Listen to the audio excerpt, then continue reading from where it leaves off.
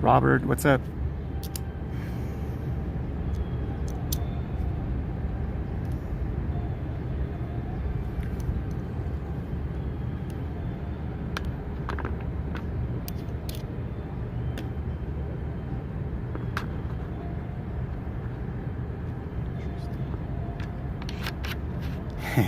I was about to say happy Tuesday. I was a little confused there for a minute.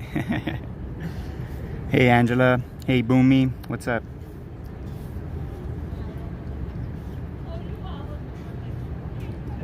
I thought the students will be back in school by now, because I know like high school students and they're all back in school already.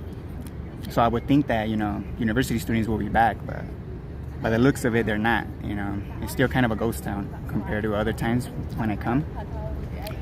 So I can only assume that classes haven't started. So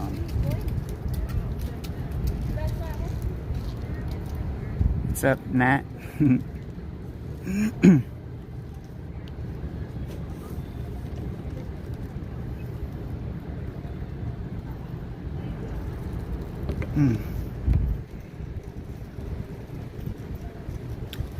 That's right, Robert. Choose love, happiness, peace, and best of all, choose truth. Exactly. Truth. And by truth, when I say truth, when I talk about truth, right, like, representing the truth, right, when I use the word truth, I'm talking about objective truth. I know a lot of people will probably, imagine subjective truths as well, like, experiences, history, for example, stuff like that. In my opinion, those are not real truths. If we're talking about real truth, undeniable facts, then that's where the objective is. That's what the objective's there for, to basically show us what the truth actually is when it comes to this reality. What this reality is, how is it working, what's going on, that kind of truth. Again, it has to be hand in hand with objectivity, aka physics. That's where science comes in. So it's no surprise to me that the mainstream hijacked science from the very, very, very, very start and elevated it above every other subject, kind of, right? Especially mathematicians, right, when it comes to pushing their theories about science, right? Because again, if it's real science, then we don't need a theory. It could be measured, tested, repeated, by everyone. That's what real science is. It's factual. It's not up for debate, right? So they elevate mathematicians, as well, because that's the way they get to explain the theories that they push, aka orbits, how planets form, right? How water bends on a globe, that's where they utilize math, right? Which is a language base, which is formal science. It's not natural science, right? So again, they're claiming they're doing natural science, but in reality, it's all language based. It's all formal science, and they're utilizing social sciences as well, human psychology, to convince people. So they're using social sciences. They're utilizing social sciences. They're utilizing formal science to represent that, to give the false image that they're representing natural science, But that's the thing. If you are well grounded and understand what natural science actually is, and you can separate it from the other two, then you would know that they're all bullshit, because they don't have nothing practical. That's where the natural science comes in, Hey, what's up? You guys want to give this a shot? Yeah, sure. Yeah, it's really easy. Two very easy questions just to see, you guys are smarter than a fifth grader. I think that show. So they have to do with water. So very easy. So in this first one, I have 3 water bottles, and they're halfway filled with water, and I painted the water blue with food coloring just to make it easier to see. Another thing to note about these 3 water bottles is that they're all at rest. You guys know what that means, right? Okay. So how I'm showing you these, okay, let's put them in order. How I'm showing you these, what's the difference between the 3 water bottles? The position of the box that they're in. Yeah. So like the box is either this way or upside down this way or on the side. You got it, right. Can you put them in the position they should be, I guess, based on what you just said? Based on that, so I guess this one makes sense. It'd be like this. I'm assuming this box will probably be sideways. Okay, you got that one. And then this one's probably going to be... no, that doesn't make any sense. I know this one's for sure. I'm looking at the ball. Oh! There you go. You got it. There you go. You got it. You got it. You got it. How did you figure that out, if I may ask? I don't know, I guess... Would you say the position of the water relative to the bottle? Would you say? I would say, I guess the position of the ball. Of the honestly, ball? yeah, the ball's kind of the. Because if I remove the ball though, you would still be able to figure it out, wouldn't you say? This one, maybe not this one. Not these two? Yeah, maybe it'd be a bit more tricky for these two. Right. You probably still get to the answer, but this one would be still that giveaway. Right. So the real answer is because water's more dense than air. Would you agree? Water is always in the bottom, and air always stacks on top of the water because water's more dense. Would you agree? Especially when a water bottle is at rest. Yeah. The water always goes to the bottom, to the lowest point, and the air always stacks on top. Would you guys agree? Yeah. So based on that fact, you can easily tell what orientation it should be, and especially if the water is at rest, because it can't be like this, because water cannot stick to the side. Yeah. You know, or it can't be like this, because again, water can't stick to the side like that. That makes sense. So it's a physics, very basic physics, you know, about water, right? You guys get fun. it. Yeah. So one more, and then see if you guys can get this one. This one's actually a little easier in my opinion, but we'll see. So in this one, I have 3 box trucks, and this one again halfway filled with water. In this one though, one of the trucks is accelerating forward, one of the trucks is accelerating in reverse, and one of the trucks is at rest. So can you guys tell which one is the one at rest? I would say this is probably accelerating. This one's braking. No, well, sorry, accelerating forward. One is accelerating in reverse, and one is at rest. Okay, reverse, accelerating forward, and then at rest. Okay, you got it. You guys agree with him? Yeah. Why would you say this one's at rest? I guess I'll start with that one. Well, you know, if it's in a flat surface, the water's gonna, be still, so be flat. Exactly, be still and level, right? Yeah. If you accelerate it forward, you said this one's it, right? Why is this one the one accelerating forward? Because when you're going forward, the average force and push off, then it causes water to fall back. Right. You got it. Yeah. So because of inertia, the water wants to remain like this. But again, the water, the truck pushing on the water, again, the water pushes back against that. So it displaces. You could say the water, reacts to the acceleration. Yeah, that makes sense. Now, this is the real reason why I'm doing this. Now, do you think it's possible for me to have water at rest, for example, like this? This table is only 4 feet, in distance. Do you think it's possible to accelerate this from being at rest to the end of the table, which is only 4 feet, without the water displacing? So if I can accelerate this in 1 second, by the way, you think I could do that? You think it's physically possible to accelerate this bottle and the water remain at rest? Oh man. Would you say that's impossible? I would say that's impossible. Yeah, I would say it's impossible unless maybe it's on some type of I don't know. No, I don't think it's possible. Yeah, exactly. You could accelerate this and with using thrusters. You could use a bungee cord to accelerate it. It doesn't matter how you accelerate the bottle, the water will always displace because water is a fluid. Yeah. Right. It requires containment, and again, it doesn't have a shape, so it only reacts to when it's being accelerated. Right. Now this is the main question. And by the way, even when I accelerate down, the water wants to push up. It reacts. Again, the water always pushes back in the opposite direction of acceleration. So, do you guys believe when I release this object, when it's at rest, do you guys believe the object accelerated down to the ground? By gravity, for example? Yeah. You guys believe that? So, based on the simple facts of how water behaves when it's being accelerated, again, the water always pushes back. Again, even when I accelerate like this, it pushes back. And I can show you guys a video I did in slow motion so you guys can get the better visual of it. But basically, the fact that the water, again, this is free fall versus acceleration.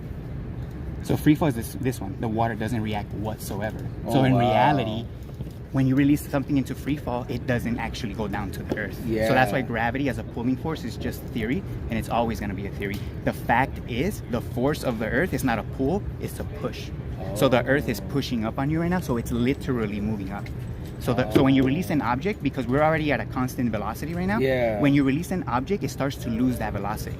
So the object didn't accelerate towards the ground, it's the ground that came up to meet it. So because we're connected to the earth as well, it only looks like it went down because everything else is moving up. Wow. Does that make sense? That's true. So again, I don't know if you heard of flat earth. Flat Earth, yeah. So flat Earth versus globe Earth is a fast dichotomy because they both claim that there's a magical force accelerating objects to the ground. So the psyop behind the flat Earth is that they claim it's motionless. So they disregard the fact that that a force is a push, that the Earth is pushing up. Yeah. So that's where the controlled opposition is. That's where they're controlling this information. So over 95% of flat Earth channels online claim the Earth is motionless, and they're just debating against globers, again pushing a false dichotomy. Yeah. So that's where the psyop is. They're both psyops, a motionless flat Earth and a globe Earth. The fact is, the Earth is a level plane that's pushing up against you, so it's moving. Oh, that's crazy. That's Yeah. So if I was to ask you guys respectfully, what's the number one proof that convinces you that the Earth is a ball? Well, I would say one big one, probably like just NASA pictures of the Earth. I mean, Pictures of the Earth? I trust NASA. And also number two, like I've seen, of like water level. Like if the Earth was flat, the water level would stay at a constant level of, let's say, like 17 feet, right? And then since we're in a globe, depending on where you're at, it's gonna go from like 15, 17 down back to 15. So that's consistent all, no matter where. I'll start with the NASA one real quick, and then I'll get to that one real quick. So the NASA one, if I showed you a picture of me flying or walking on water, would you believe I could do that? Probably not. No. Why wouldn't you believe me? Oh, well, I mean, number one, like, I don't really know you personally, but, Right. I wouldn't say, like, again, I don't know you, so you're not, like, an accredited person. I would to me say, right now. if you claim to me that you could fly or walk on water and show me a picture, I would dismiss that, because that defies physics. So you're more dense than water, obviously, so water can't support you. So water has properties, right, that we can't defy. That's why nobody can walk on water. I mean, people believe Jesus did, but again, that's just a story. But if you claim to me that you can do things that defy physics, and you show me a picture or a video, then I know for sure that's Photoshop or CGI, because again, if you can't show me that practically, then again, I'm gonna go with my common sense that defies physics, and it's not possible. Yeah. You know what I'm saying? So again, when it comes to the globe Earth, you said that when water is still, you would say it's flat or level? Yeah, level and right? flat, yeah. So based on the geometry of the Earth that they tell us, again, because they're showing us these images, right? Which is shape, essentially. So they do tell us that dimensions of the Earth is basically 3,959 miles in radius, which means there has to be curvature every mile, and every mile it has to increase. So in the first mile, there's an 8-inch drop, second mile, 32 inches, and by the third mile, this would be 6 feet of curvature. So if we went out to a giant lake to physically measure for this curvature, they're trying to tell us that the water's going to be bending 6 feet in 3 miles, but the fact is, water, when it's level, when it's contained and at rest, it's always going to be a level surface. Yeah. So again, the physics of water, again, shows that there is no convexity of the Earth. There's no curvature. So again, physics, again, shows us that the globe Earth is impossible. So how do you solve the theory that, let's say you had multiple... here, you guys could take my information. You guys can give it a read. These are the 6 main proofs that debunk the globe. And thanks for having a chat with me, man.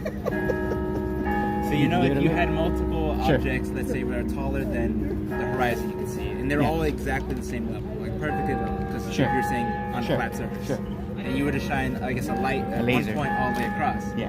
How do you deal with that fact that it would be blocked at some point? So if I was to shine a laser through water, let's say we had a pool, right, and we shine a laser through it, is that laser going to go straight? No, because you're refracting. So would you say you would get the same results with the atmosphere? A refraction, in other words? Yes or no? You wouldn't get that much, I would assume. But you would still get some, right? Would you agree or disagree? I'd say minimal, but that refraction... My point is, the reason why they push laser experiments is the fact that you're never going to get a conclusive answer. But if we actually build a level structure over a body of water like this, and we made sure that it was straight, the surface of water should bend or deviate from the level, showing that it is curving, showing that it is a ball. But the fact is, water doesn't have the physical ability to do that. Water will always collapse in its own form, again, in his own weight, because it doesn't have a shape, and it's always going to form an equal surface, which is level, which is horizontal. It's horizontal to your perspective, but not to again, we could go out and measure to make sure that it is. Another thing is the fact that there is no physical downwards acceleration, aka gravity as a pulling force, that falsifies the globe Earth model, because the globe Earth requires objects to accelerate towards the Earth. Because if it's the Earth pushing up against you, like literally moving up, how will that work from a globe? Constant force, it's not accelerating.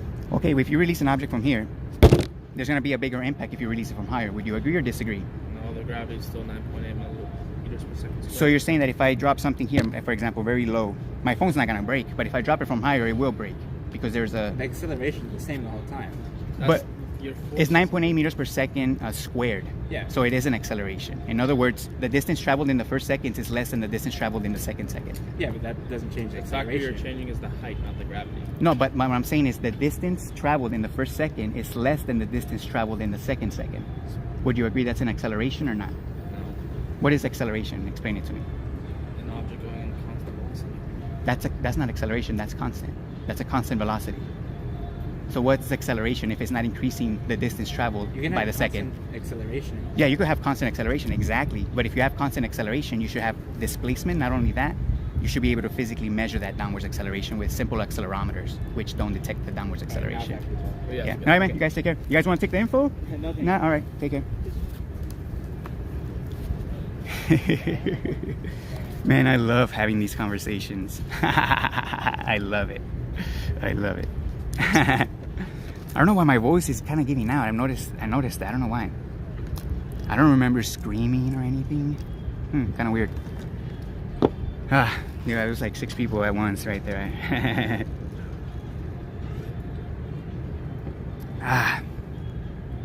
Yeah. The first group, the guy that was actually listening, I don't know if you guys heard, he's like, oh, he started laughing and, oh, it's about flat earth. Even though I just said that flat earth is a psyop, you know, in people's minds, again, I get it. It's too quick to go from A to Z, right? You know, you gotta go through the process. You know, you can't cheat common sense. You know, you can't just jump from the beginning to the end and then say you use common sense. So I get it, you know, it's a process, but you know, this is the first stage of the truth, right? Ridicule. Then you violently oppose it, and then you just accept it as fact, you know? So, again, I get it. You know, it's nothing personal, you know? I don't take nothing personal. When people make fun of me or laugh or anything, you know, and when I'm talking about this subject, I literally don't even take none of that personal because I know where they're coming from. I know that it's the propaganda influencing their thoughts, their actions, what they say, what they repeat. You know, all of these things are being influenced, you know? So someone like me can understand that. Therefore, I don't take it personal. You know what I'm saying?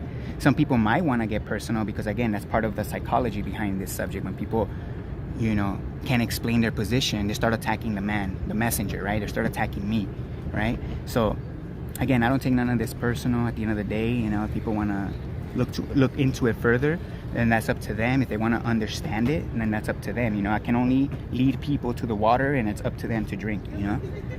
So a lot of people I talk to won't be able to have that excuse though that, well, nobody told me, nobody presented real information to me, you know, I was just a victim, right? I didn't know, you know, nobody told me anything, right? So all the people I talk to don't have that excuse anymore because I'm literally here presenting it in the simplest form, you know, so you don't have that excuse anymore. If you ignore this or you don't understand it or don't look into it further, then that's a personal issue. You can't act a victim now or play a victim and blame the system for pushing this or, you know, at the end of the day, once this information gets presented to us concisely and logically and it starts to make sense, then your responsibility, if, in my opinion, if you care about truth and you care about honesty and you care about the lives of others, you know, then you're going to take this on board and try to understand it for yourself, you know. If you ignore this and just, you know, continue living your life, in my opinion, that's kind of cowardly, you know. It's pretty cowardly in my opinion because you run away from situations that make you feel uncomfortable even though there's logic and reason behind it. I mean, if that doesn't show that you have a bias, I don't know what will, you know.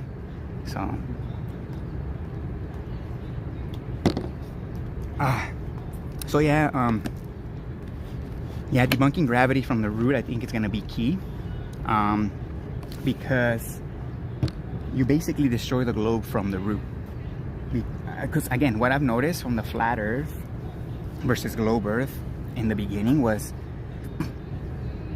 they're taking the attention, especially all these mainstream flat Earth channels, in my opinion, they're taking the attention from physics, from elementary physics, aka water being contained and at rest, never convexes, you know, unless it's a very minuscule scale. Obviously, we do get surface tension, we get the, you know, but that's on a very small scale. You know, we're talking about large bodies of water bending around the globe, right? So we're talking hundreds and hundreds and hundreds of miles, right?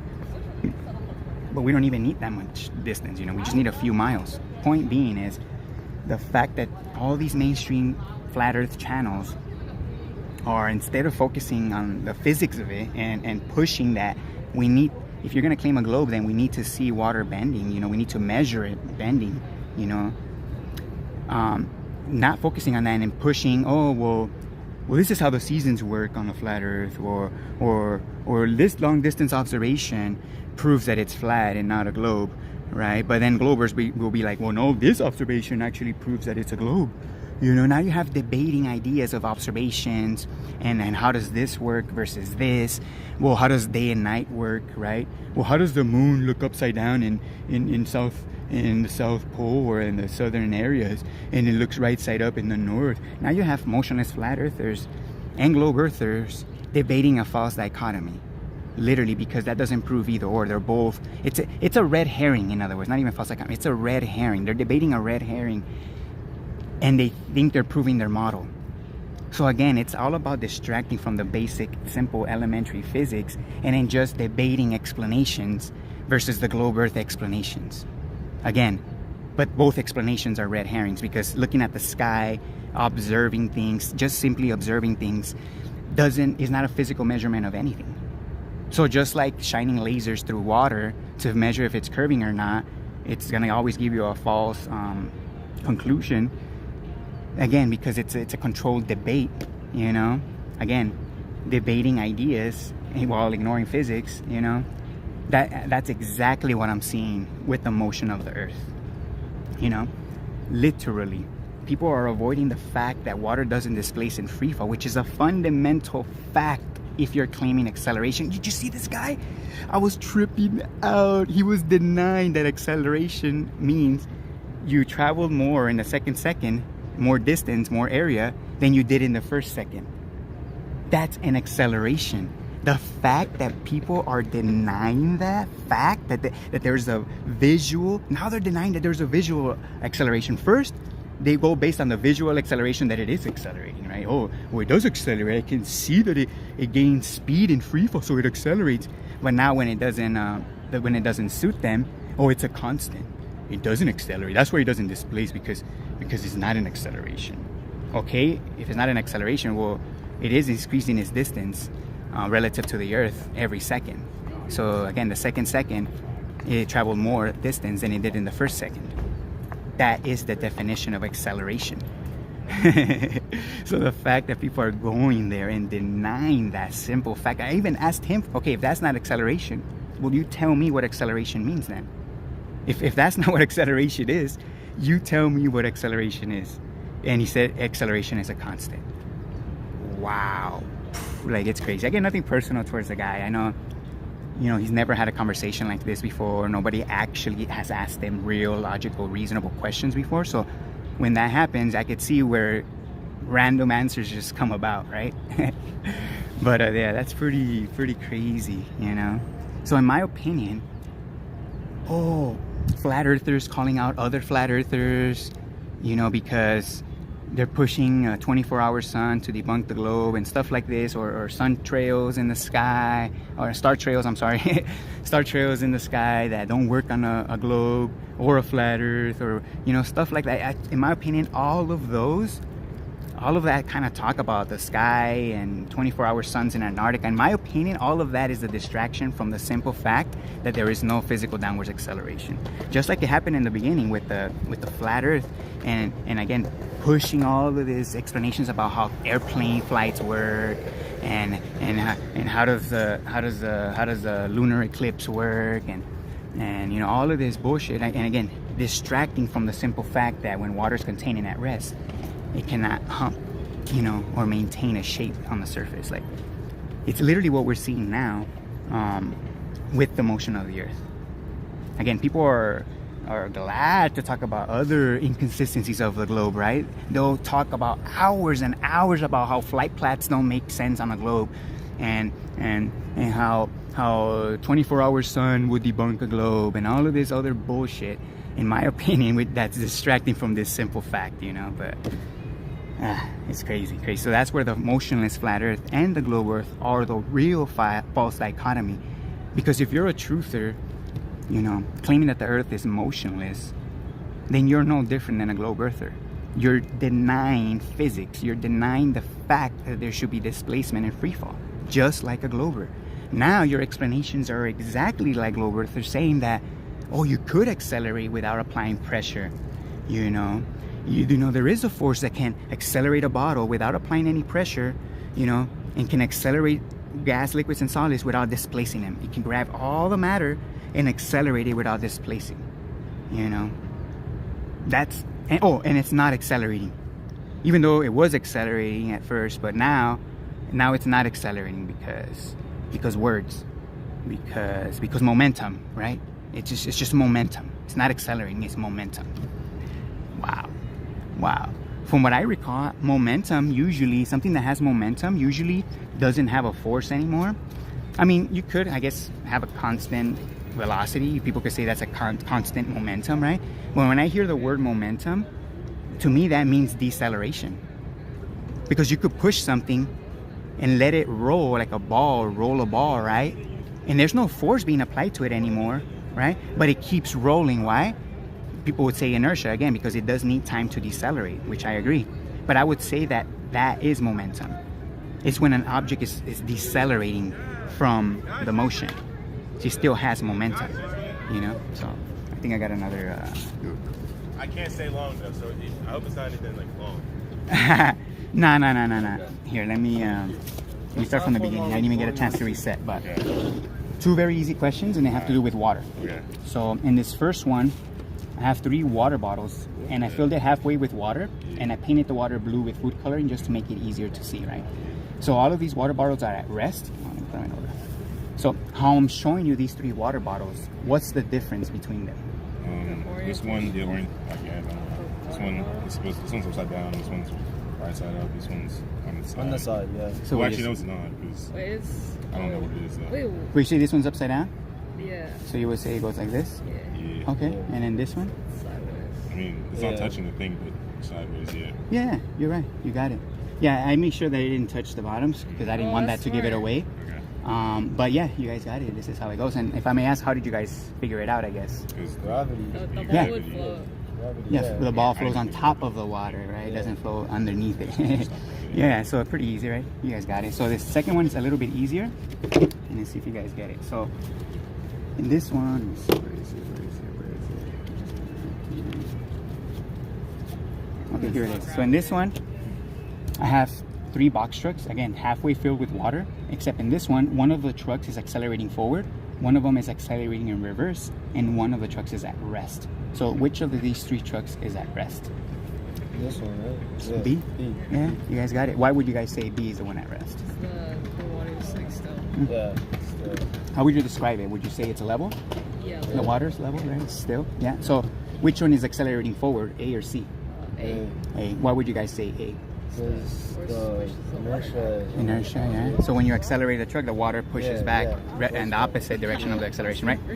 So, do you guys think it's possible, again, once the water's at rest, right? You guys think it's possible to accelerate this water bottle across the table, which is only 4 feet, without the water displacing? In other words, the water remain level? Yeah. You think it's possible to do that? Yeah. To accelerate that in 1 second? Can you try it? In 1 second? In 1 second. Oh, In 1 second. Okay, maybe Yeah. not 1 second, but Yeah. like in general. How, what if we doubled the distance to 8 feet in 1 second? You think we could do it? Even worse, right? Yeah. Yeah. So could we say that accelerating a bottle when it's at rest and in any direction, 8 feet, without the water displacing, could we say that defies physics? Yeah. Yeah, right. That's obvious, right? So even when I accelerate down, the water wants to push up. Again, because of inertia, water wants to remain where it's at in space, right? Yeah. So let me ask you guys this. Do you guys believe that when this is at rest and I release it, it went down to the ground? Yeah. Yeah? So the fact is, again, based on the physics of inertia and how water behaves when it's contained and being accelerated, this is what it looks like when I actually accelerate down versus free fall. So free fall is showing us that the bottle's not accelerating down. So gravity as a pulling force, that's why it's a theory, because it doesn't exist. Objects don't accelerate to the ground. What's happening is that the earth is not pulling you, it's pushing up against you. So the earth is literally moving up, pushing up against you right now. And because your body has inertia, it wants to remain at rest. That's why we have weight, because our inertia is resisting the earth's push. So when you release an object, it didn't move towards the ground moved up to the object. Wait, you don't think gravity exists? Gravity is a push, not a pull. So the gravity, Oh, that gravity is moving up. I mean, the earth is moving up, pushing up against you, and that's what gravity is. It's the motion of the earth. So I know you guys heard of flat earth, right? Yeah. So I'm gonna give you guys a quick tip. over 95% of flat earthers claim the earth is motionless. In other words, the motionless flat earth versus the globe earth is a false dichotomy because they're both pleading for a magical force that can accelerate objects down without displacement, which defies physics. Yeah. Water will always displace when you accelerate a bottle, you know. Yeah. That's what matter does, you know. So who am I going to trust, reality, or am I going to trust man's interpretation? Yeah. You know, and that's why, again, gravity is always going to be a theory. We So if I was gotta at, get going pretty soon, okay, unfortunately. I guess, So sorry. okay, if you guys got to go here, I can give you guys my channel. You guys can check it out. You guys have any questions, check it out. All right, all right, you guys have a good one.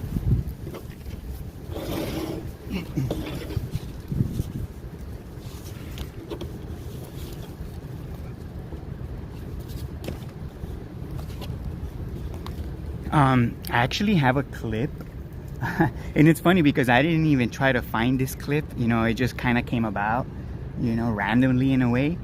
But it's somebody asked Bro Sanchez about the motion of the earth. And if Andrew, I don't know if you're here, but I know you left a comment on that clip. So I know if you've seen this clip before, maybe a lot of you haven't. So Bro Sanchez responds to the motion of the earth. Oh my God. Like, I haven't seen so much word salad in an explanation than that. You know, like, it's crazy. Again, nothing personal towards Bro Sanchez. I don't know him personally. I've never spoken to him. To be honest, I've never even seen one of his streams before. I tried watching one before, I think, and, you know, it just wasn't my style. So, but this clip that I came across, it was only like 9 minutes. And somebody brought up the motion aspects of the earth to him, and wow. I'll go over it right now in a bit. Let me just get my slides together and we could react to it. Again, I'm not calling him out. I'm not calling, you know, it's nothing personal, right? I'm just gonna highlight the logic that he uses. You know, it's bizarre. Fucking bizarre. That's all I gotta say. You know, let me see. Let me get my slides together because they're a little bit out of order. And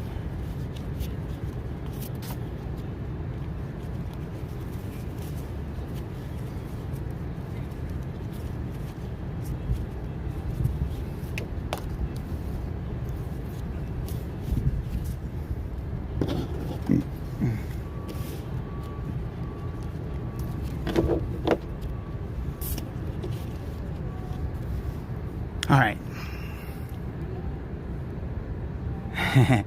How would the earth respond to a boy who jumps and a drone that ascends at the same speed?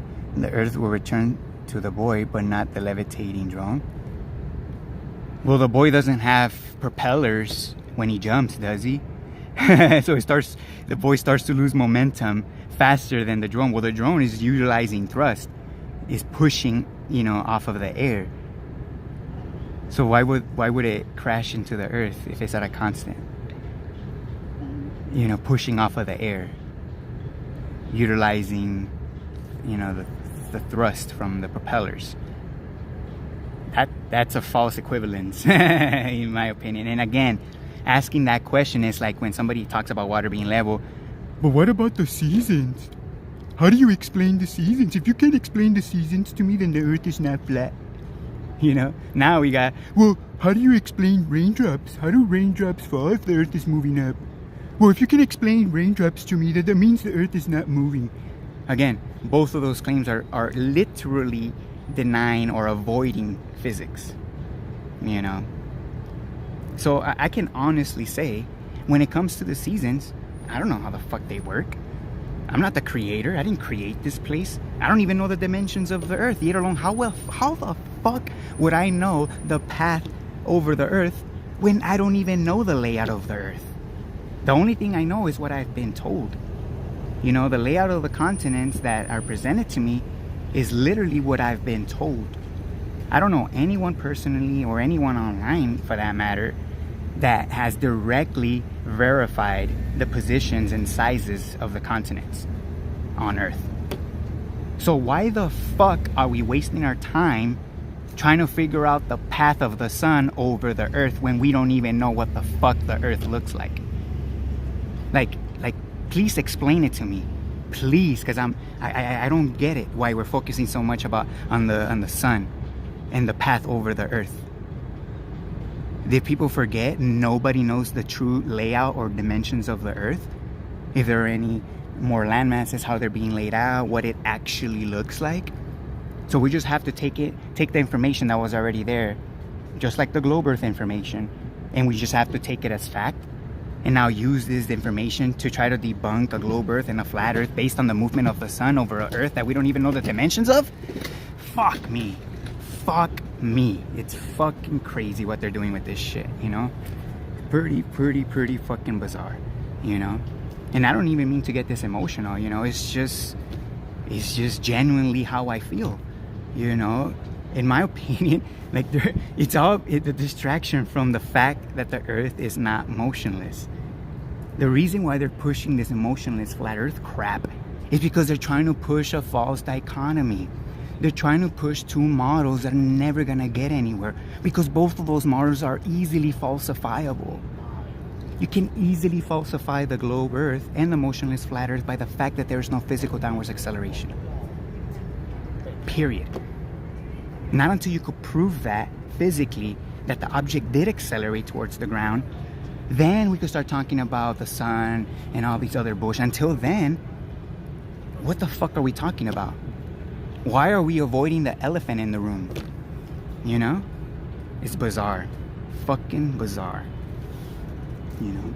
It's funny because when I came to this subject, again, I admit I didn't get it right away.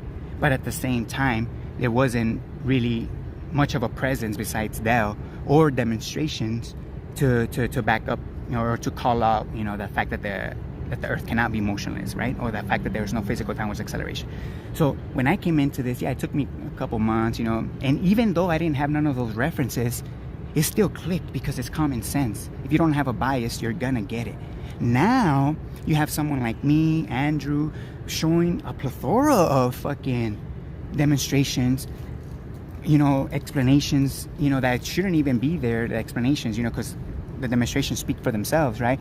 But we're explaining very concisely, very easily now. You have multiple people, multiple sources, a lot of demonstrations, yet people don't get it, supposedly. Like, you know, the fact is you have a bias. You want to defend a particular character, in my opinion, that you somehow, you know, put in a pedestal for some reason. Maybe because they introduced flat Earth to you, maybe because they were the first ones to convince you or something. Now you hold them in a pedestal, and now you can't go against what they say because of that. Like, that's your problem. That's your own issues putting people above you. Because at the end of the day, nobody's above me. Just like nobody's below me, nobody's above me. You know? So people putting people above them and elevating certain characters are fucking lost. Like, you're literally playing into the same games like Globers do when they just fucking appeal to authority, right?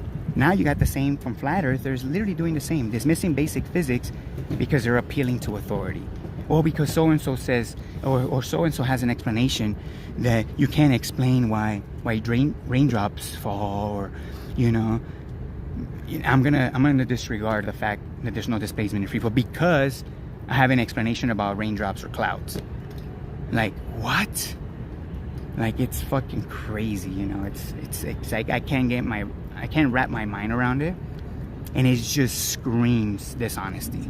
You know, it's screaming dishonesty, in my opinion. Again, whether it's deliberate or not, it's dishonest, you know. So yeah, let me play this Bro Sanchez video real quick, and let's go over his logic, right, to why he dismisses or doesn't want to talk about the motion of the Earth. Which, again, I'm not gonna force people to talk about things they don't want, but I give props to this person for going on there and bringing it up. In my, you know. Here we go. I forgot your name. And again, I'll explain how I came across this video. Because in my main channel, I don't really get notifications of new subscribers. So I never get notifications when somebody subscribes, by the way. So in my main channel. So what happened was this person subscribed to my secondary channel. I'll give him a shout out. You'll probably watch this video. Yeah, I gotta go to my... Okay. Here we go. This guy subscribed to my. Oh, I don't know if you guys could see. I'll show it real quick. I mean, he's gonna be on camera, but so you guys can see his channel. So this guy, he subscribed to my secondary channel. So me being curious, I was like, let me go see what kind of content he has, if he has any, right? So I went to go check out his content, and yet alone, one of the first videos was, what's the title? I can put it right now. Well, no, not one of the first videos, but 3 months ago. A conversation with Bro Sanchez, Flat Earth and its apparent motion. And he added Beyond the Imaginary Curve on the title, which kind of made it more intriguing. So I clicked it and watched it. So this is it. So again, shout out to this person for bringing up the conversation, you know, at least. But yeah, let's go over it.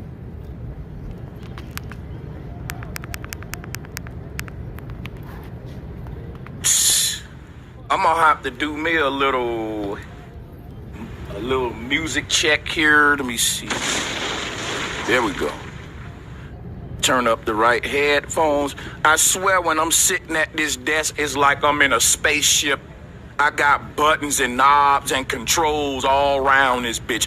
I swear I got a button right here. If I hit that motherfucker, the world gonna end. Good evening. Good evening, my brother. Say your junk, bro. Man. Cappy Vine, how you doing, brother? Hello, bro. So I'm from the UK. UK? London, I love it. So, yeah, big shout out to you, bro. So I've been a fan of yours for a long time. You mentioned something about disagreeing with you. I don't necessarily disagree with you, but I'm not a yes man. I'm quite, practical in my approach to the whole flat earth thing. Mm-hmm. There's one channel I got brought into. This guy from Scotland called Dell. I don't know if you're familiar with someone called Beyond the Imaginary Curve. Mm-hmm. Have you heard of his channel before? I don't know. I think this was a little weird. I'm pausing it here for a bit. I think it was a little weird that he kind of just walked away, when he brought up Dell, and the motion of the earth and stuff. I just thought it was a little weird, I don't know. It could have just been coincidence, right? I'm not trying to call him out for that, I just thought it was a little funny that he completely walked away like he didn't care, Again, it's just what it comes off as. I'm not saying that's what he did, I'm just, looking at it from my point of view. Again, it's just my opinion. Don't take it too serious.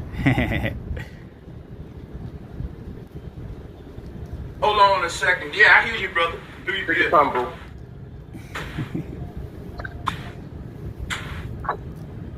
Talk to me, bro. Yeah, so there's one guy called Dell on YouTube. His channel is called Beyond the Imaginary Curve. I know who you're talking about. Yes. Oh yeah. He's a mover and shaker in the whole thing. He says he knows who he's talking about, but then you're gonna see that he pretends like he doesn't know who that is actually. Like he mispronounces the name and all this. In my opinion, is again I can't prove this, but to claim that you've never heard of Beyond the Imaginary Curve. I mean, he didn't say that, but he mispronounces his name and everything. Like it's a little weird. Like I understand if you were to brought up my name, obviously I completely get it. You've never heard of me, or whatever. But Dell, he's been there from the start, literally from the start. And you're a big channel content creator, obviously, and you're gonna mispronounce or not really remember who he is. Like, I don't know. I just feel like that was a way to belittle, That was just my opinion, like, oh, it's not important, he's not important, Again, just my opinion, how I see things. And I really think there's one video I wanted to actually look into, because I would like to know your point of view about what he says about. You got. Listen. You got Beyond the Veil. Hold on, cause I'm confusing them. Beyond the Veil, he speaks with a big, heavy accent, right? This guy here, brother. Can you see that? Yes, that's the one. I'm sorry. Yep, that's him, brother. Go ahead. That's the one. Yeah. Yep, that's the one. This channel is my go-to. I feel like his the way he analyzes the whole flat earth thing is from a practical approach. And he has a lot to say about this whole theory of stationary earth. His point of view says, from his practical approach, he's done many experiments that prove that there is actually motion. It sounds crazy. I know it sounds crazy. Wait a minute. So we have a flat earther that is saying that the earth is actually in motion? It sounds crazy, but wait a minute. Wait. Don't be so quick to think that I'm gonna shoot it down. Because check it out, right? I'm a flat earther. Yeah. And I teach that the earth is actually in motion as well. Now wait a minute. Wow. Now wait a minute.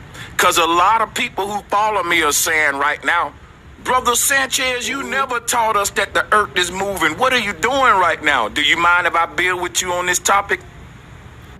Again, he recognizes, you'll hear it from the horse's mouth. Bro Sanchez recognizes that he is double speaking. But because he recognizes it and says, I know it's going to sound like double speak, but I'm not double. So just because he calls it out before he actually does it doesn't mean he's not, you know? So that's something to look, you know, to pay attention, I guess. You know, he calls out his double speak before he actually does it to try and make it seem like he's not. But that doesn't mean you're not. That's my point, you know? But again, that shows me that he's not dumb, obviously. He's not a dumb guy. So the fact that he, you know, his explanation goes the way it does, it was just bizarre. But go on, brother. Well, when we say that we live in an expanding universe, we're saying that the earth is in motion. So if you allow me to screen share, I'm gonna make sense out of all of this right now, and it won't be any confusion because. By the way, before he gets into it, like, tell me this doesn't sound like low rhetoric, right? And I'm not even talking about all matter accelerating at the same rate, you know, in free fall. Obviously, that's globe Earth rhetoric, but I'm not even talking about that. His explanation of how the Earth moves up is, tell me it doesn't sound like globe Earth rhetoric, right? The channel that you referenced there, he's an awesome brother. He knows his stuff. Okay. Amazing. So practical. Yeah. Very. And I don't want people to just hear that and shoot him down. That's why I'm saying, well, wait a minute now. Don't think that we're not open-minded. And you know what? I just realized you were gonna explain how the Earth is in motion, and I got so excited to explain it. I'll be honest. I wish I could. I'm trying to get to grips with it because. Again, if anybody wants to have this conversation, like on a panel like this, my best advice is you start the conversation by falsifying the claim that it's motionless. So how do you falsify the claim that it's motionless? Well, if somebody claims that it's motionless, then by default, like the globe Earth, you have to claim that there is this force accelerating objects to the ground. Because when you're holding an object like this, for example, and it's at rest, and you release it, that object went from being at rest to motion, aka you need a force for that. So again, and if something accelerates from being at rest, then there's gonna be displacement. So, I forgot where I was going with that. Oh, so you start off by, again, falsifying the fact that there is no physical downwards acceleration. Therefore, a motionless flat Earth gets falsified then and there. You know, a globe Earth as well. You know, so before we even move forward, in my opinion, you need to explain to me, if you claim the Earth is motionless, how did you come to the conclusion that the Earth isn't, that the objects accelerate down? Like, how did you come to that conclusion? Because visually, yes, I will agree, objects appear to accelerate towards the Earth. But if it's the Earth moving up at a constant, you will get that same visual if the object decelerates as well. We will get that exact same results of the change in velocity between the free-falling object and the Earth. So visually, yes, we witness an acceleration between the free-falling object and the Earth. Now the question is, how did you determine or conclude that it was the object that accelerated towards the Earth and not the Earth up to the object? That's the question that should be asked, in my opinion, when we're going to talk about this subject. And if they can get past that first premise, aka because you require a downwards acceleration, then any other explanation after that or question that kind of goes, you know, that's basically a red herring. In other words, that's a false argument against that point. Then I'm gonna call you out for it.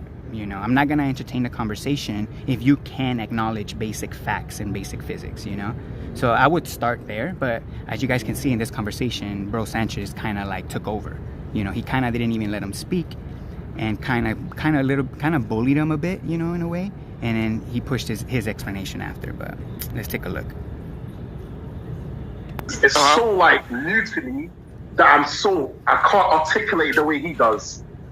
Hey, listen. Yeah. You don't have to articulate it the way he does, long as you understand it the way he articulated. And then, because I haven't heard him articulate it, but I definitely can give you some information now on, hey guys, do me a favor. Whenever I do these screen shares, please don't do the annotations, all right? If you're on the call, I will be screen sharing.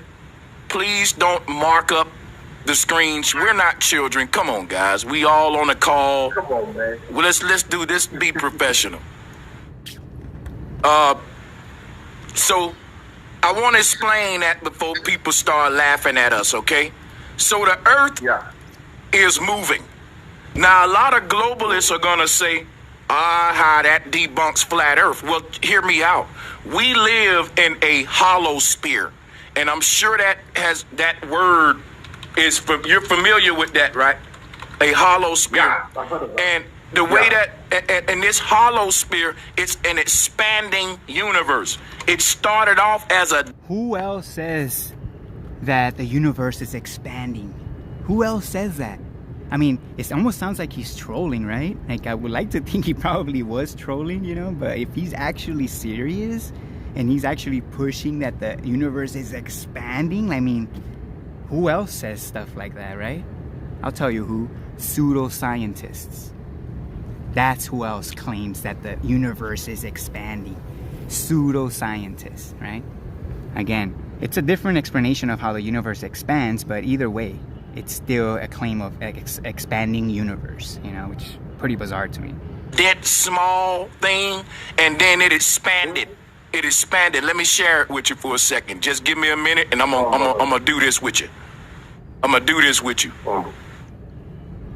Let's pull up this thing. You see that? So our universe was small and compressed, and it started to expand and become hollow. So when we say that, all right, how does he know that? How does he know that the universe was small? Who else says that? Globe earthers. Apparently, gravity was a singular dense point, you know, that exploded and is expanding, you know. So, hey, how's it going? Hello. You want to give this a shot? Yeah. How long will it take? Less than 5 minutes. Okay, Couple minutes. Perfect. Okay. So very easy. 2 very easy questions, and they have to do with water. Okay. So I have 3 water bottles here, and they're halfway filled with water. And I painted the water blue with food coloring just to make it easier to see. Another thing to note about these 3 water bottles is that they're all at rest. Okay. So they're all here on Earth at rest, obviously. So how I'm showing you them, what's the difference between these 3 water bottles? The position you laid them at? Yeah, you got it. Can you put them in the position I laid them to take the picture? Yeah, this. Yeah. This. Yeah, you got it. How did you know? If I may ask. I mean, it's pretty obvious, but can you explain it to me? Water, I don't know. The water always settles at the bottom, and the air always settles at the top, right? Yeah, it's pretty obvious, right? Yeah. So this next one's, it's a little bit easier, but it has to do with water as well. And you guys can participate in this one if you want. So in this one, I have 3 box trucks, and they're all halfway filled with water. But in this one of the trucks is accelerating forward, one of the trucks is accelerating in reverse, and one of the trucks is at rest. So which one of these 3 is at rest? Definitely B. B, yeah, you guys got it. Why would you guys say B? Because it's not moving. The water's not moving, exactly. It's not displacing, you could say, right? Yeah, so exactly. It's braking for sure. No, well, if we had to say which one's accelerating in reverse, which one is accelerating in reverse? Should it still be B? Because like the gravity is pulling the water down, and it's not like it's going back like forcefully at the back. If it's like you're pushing it forcefully, depends on the speed. No, that's not, it's an acceleration. Yeah. So it's increasing its velocity. So the water will always push back. Okay. Always when you're talking about acceleration. Now, if we're talking about constant speed, then this one could be moving at a constant speed. I would say that one's accelerating forward. Yes. Yeah. So the water pushes back. weight goes to the back. So would you guys agree this one's in reverse? Yeah. Yeah, because the water's pushing in the opposite way. Yeah. Right? So if I was to ask you guys, in 1 second, you think it's possible for me to accelerate this bottle over a distance of 4 feet in 1 second without the water displacing? You think that's possible?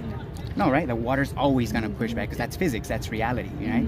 I would say anybody that claims that, that claim defies physics, right? Yeah. Let me ask you guys this. Do you think when I release this object and it's at rest and I release it, do you think it accelerates down to the ground at 9.8 meters per second? Not always. Not always. Okay. So when I accelerate this bottle down, it always displaces. Yeah. When I actually accelerate it, the water wants to push up.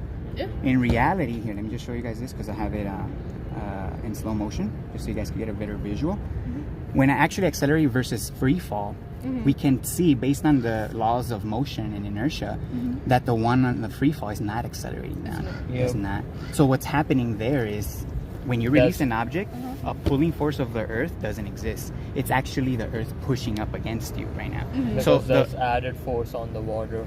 Yeah. So right now you're not being pulled to the earth. pushed. It's the earth moving up like that, literally. And that's why your body's resisting that because of inertia, and that's why we have weight.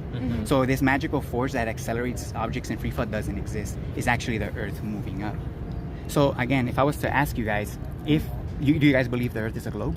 Yeah. Okay, so if the earth is a globe and we can verify that objects don't move towards the ground and it's the ground that moves up to the object, how will that work from a globe, if I may ask? How can the earth be pushing up or moving up instead of objects going down? So if we drop something here in North America, but we know it's the earth that moves up to the object, and it's not the object that moves down to there, how can an object move up here in North America and move up in Australia? I mean, how can the earth move up here in Australia? Is it because of the Earth's rotation? Yeah, isn't there like a gravitational field? Well, that's what I'm all saying. around the planet? There is no Are you gravitational saying field. if an object is stationary in time and space? So if when we release an object, right, we can falsify the claim that this accelerated down by the fact that there's no displacement. Not even that. You know, have you ever guys heard of an accelerometer? No. So you can download an app on your phone, and it's an accelerometer. What happens with that accelerometer when you're holding it, and you accelerate left, you accelerate right, up or down, any direction, it's going to register that acceleration. It's going to register that force. When we put that accelerometer into free fall, it doesn't detect any acceleration down. It detects zero. So the only time an accelerometer detects a force It's when it's applied connected, force. when it's applied force or when it's connected to the earth. So if you have an accelerometer at rest here on earth, it's going to detect the force going up. So that's showing us that the earth is literally moving up relative to us. So our up is the same as people in Australia. So up is parallel all across the plane. So that's what I was trying to say. If we could verify that it's the earth moving up, that would mean the globe earth will have to be expanding. If it's the earth moving up to the objects and not the objects moving down to the earth, that wouldn't work from a globe. Because the earth again will have to be expanding to be able to explain that. But in reality, the true cause of gravity, the fact that it's a push force of the earth, not a pull, debunks the globe, because again it wouldn't work, because the globe earth needs physical downwards acceleration. They need mass attracting mass, or that's why they have these theories of Newton and Einstein, because they want people to believe this, because the facts show that it's the earth moving up, and that debunks the whole globe earth model. Orbits wouldn't work.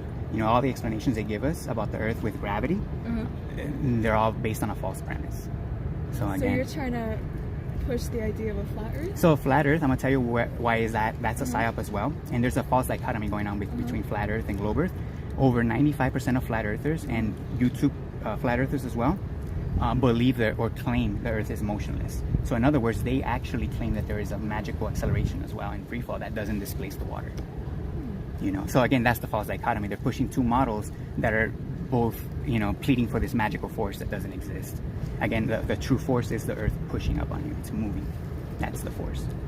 So a pulling force doesn't exist, because even combustion engines, if you want to move something, it's all chain reaction of motion. Something has to push something else to move something else. Like when you ride a bike, if the chain breaks, then that motion can't be transferred to the back wheel anymore. So again, motion is push, something pressing on something else. So when people claim there's an acceleration of this object down, what pushed it down? Nothing. That's where theory comes in to fill in that gap. But the fact is, again, they can't say that the earth is moving up, because then they can push the globe. So the false dichotomy is the flat earth, motionless flat earth. So that's how they're controlling this information and just making a mockery of it. That again, they're just debating two ideas that is not true. What do you believe in? Well, the earth shows me that it's level, and it's level relative to the vertical, which is the motion of the earth. So the plumb, when you hold a plumb, you guys know what a plumb line is? That's the vertical, right? And water always reorientates perpendicular to that vertical, which is the motion. Because if we accelerate, again, water this way, water always reorientates relative to the direction of the container. So the earth is a container, and the water on the oceans, lakes, they're all showing us the direction that it's moving, which is the vertical. Because again, water always levels So off. what shape would the Earth be? So Like a pit? so the Earth as a whole, the shape of the Earth is unknown. Yeah. So the surface we live on Thank you. is level. Yeah, we all have the same physics lab actually. Right? Okay, no worries here. Well, thank you. Yeah, no worries. You want to take my channel? Give it a look. I'll take a look. Yeah, here you go. Here you go. All right, take care. Thank you. Yeah.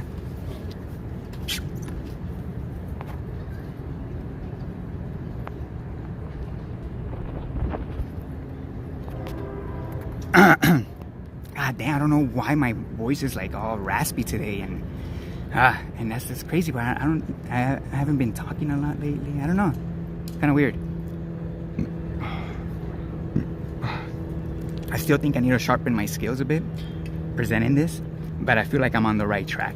Like, you know, I kind of catch myself kind of like stumbling over a bit, you know, and my words, but it's coming together little by little, you know. I'm not 100% comfortable, you know, elaborating it, but I'm very close, you know. I'm very close, so that's good.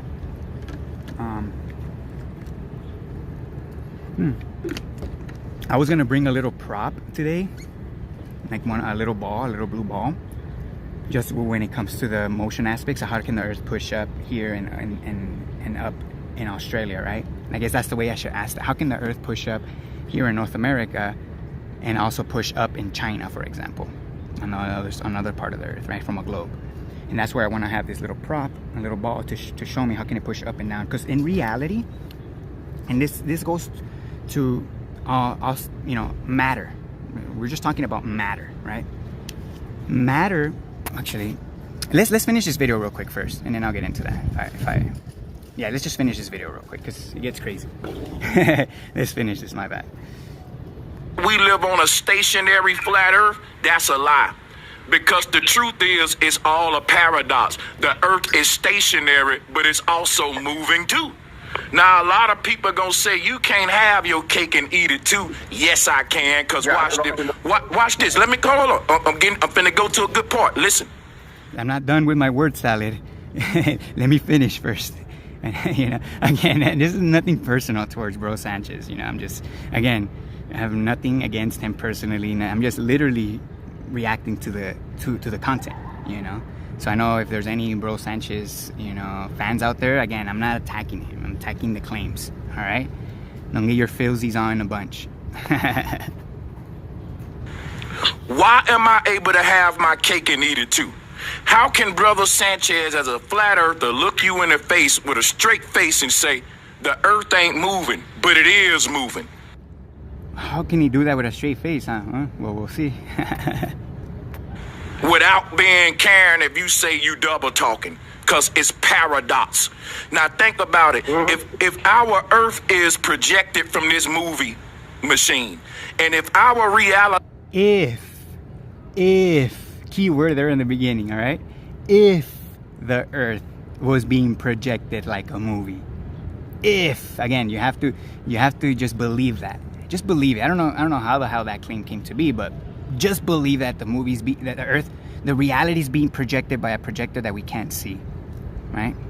Okay, you got that? Okay, all right, let's move on. It's the picture that's on the wall, the Truman Show, the movie. Watch this. If I take this movie projector machine and pull it back, guess what's going to happen when I pull back this machine? Our movie is going to expand.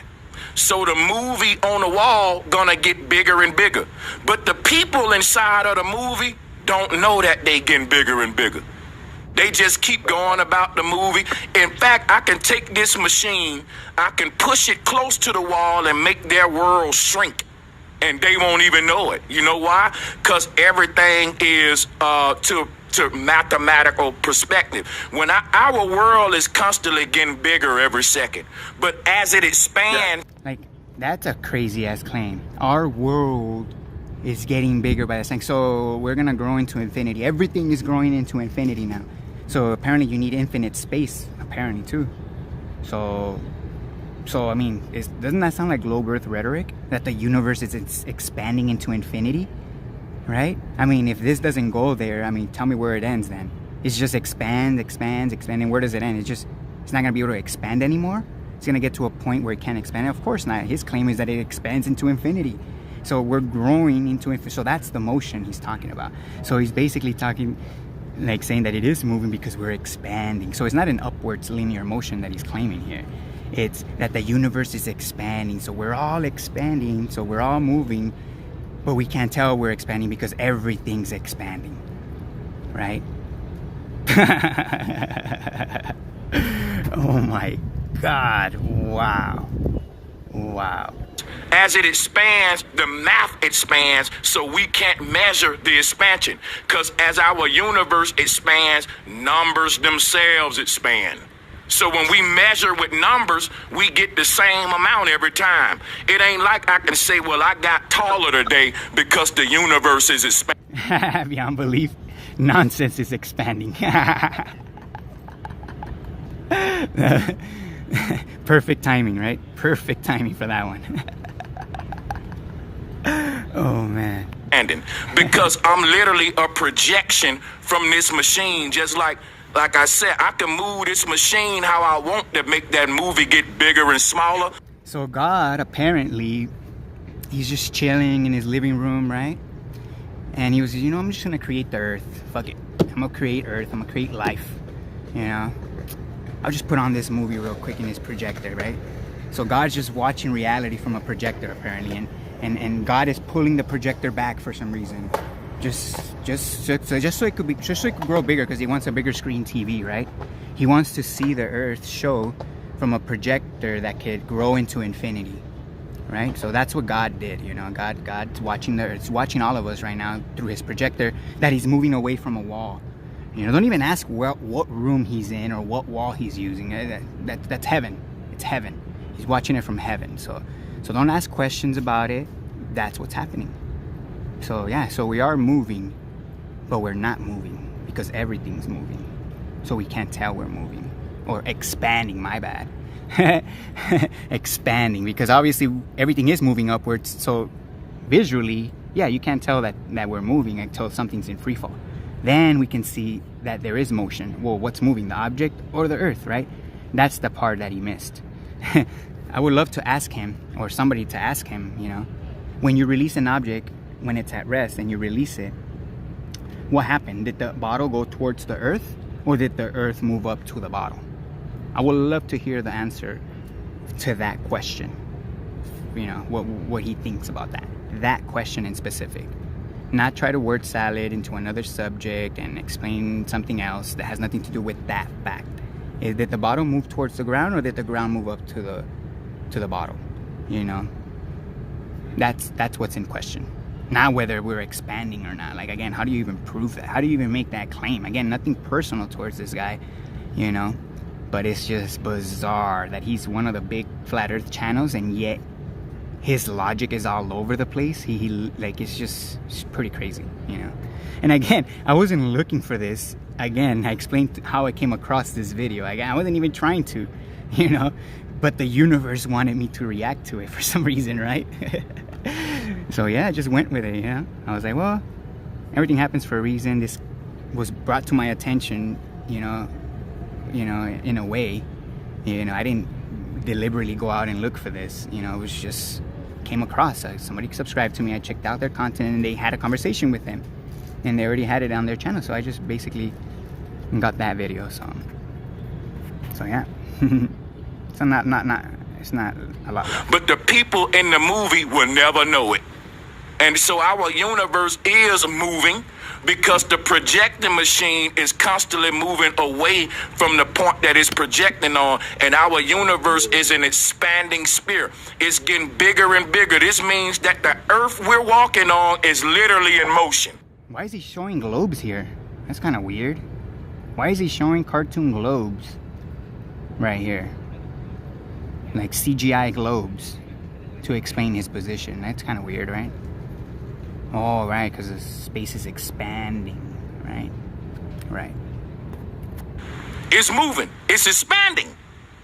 But we don't know it, though. It's stationary to us from the inside. Yes, actually, this points me to one experiment he did. Let me just show you quick. I can't screen share. I don't know how to. Oh, Yes, you can. Right. Wait a minute. You can screen share. Do it right now. I just unlocked it. Okay. That's pretty much where it ends. He tried to screen share something, maybe a demonstration, which would have been nice to see what his explanation would have been. But I guess he was having technical difficulties there, and he wasn't able to screen share. So, bummer, right? But I mean, to be honest, like, who the fuck? Again, nothing personal. I'm not saying cuss words towards him. You know, I'm just speaking out loud. Like, who the fuck, in their right mind, would take any of that act like serious? You know, again, nothing personal, but I'm like literally just focusing on the claims that were made there. Like, it's really fucking crazy ass claims, if you ask me, because they have no basis, nothing, you know. And if you ask me, it was just a pathetic excuse to run away from the real conversation, you know. Again, I don't know him personally, so I can only go based on what he presents and what he says, right? And in my opinion, he's not, when it comes to this topic, he's being dishonest. He's not being honest with himself to actually look into it and understand it. What does he do instead? He starts spouting a bunch of theories that globe earthers say. Like, where did these theories come from? Like, did you read that in a book? Did you read like a Buddhist book that told you that the universe started from the center and it expanded, and now you're twisting your own version of that and running with it? Like, yeah, it's kind of bizarre. Like, I'm gonna tell you this, I'm gonna tell everybody this. Nobody knows how the earth came to be, how it was created, and what our purpose is here. Nobody knows that. That's a simple fact. Like, you shouldn't even have to articulate that, because it should be common sense that nobody knows how this place came to be. So to start making claims that you know how it came to be, therefore, you know, the universe is always expanding, like, that's borderline crazy in my opinion, you know. But again, that's just my opinion. You know, people could take it however they want to take it, you know. Facts don't lie, you know. It is what it is, and what is that there is no physical downwards acceleration that's measured by any device. You could say accelerometers are man-made, but guess what? If I have a bottle with air and water, guess what? The air and water are not man-made. And air and water react to acceleration. So when you try to use an excuse that, oh, well, accelerometers are man-made, as an excuse to dismiss this, well, guess what? A simple accelerometer with, again, air and water is not man-made. Maybe the bottle is, but the contents inside that shows us what's going on is not man-made. The air and the water are not man-made. It's the natural world. It's literally showing us when there is acceleration and when there is no acceleration. So who are you going to trust? You're going to trust the natural world, God's creation, or are you going to trust man's interpretation like that? Right? I mean, it doesn't take a genius, man. Like, come on. You know? It almost feels like this whole flat earth thing, it's a bunch of little kids still, like, you know, like, it's fucking bizarre. Like, when are people gonna fucking grow up and trust their common sense over people's fucking garbage? And I say it's garbage because if you can't back it up practically, it's fucking garbage, especially if it contradicts what we know already. If it contradicts what we can test and repeat and show to ourselves, then it is fucking garbage, you know? So again, it's fucking bizarre to see grown adults still thinking like little kids when they're self-proclaimed truthers, you know? I get globe earthers, globe believers, you know, they do have a child mentality. I get it. But self-proclaimed truthers still with that same mentality is fucking bizarre, you know? Again, it's just, again, that's a personal issue. You know, I can only call it out for how I see it. And that's exactly how I'm seeing it.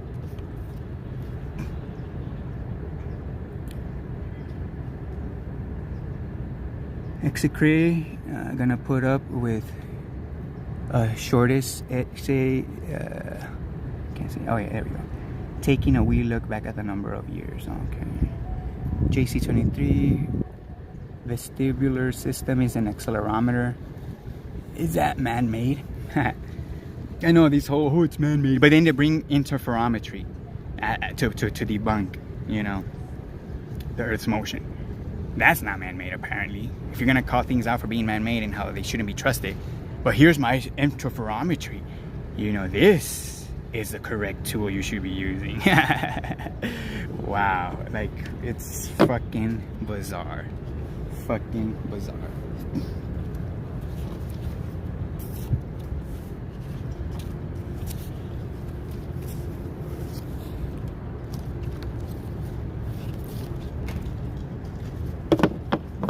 How long have I been on? An hour and 16. All right, not too bad.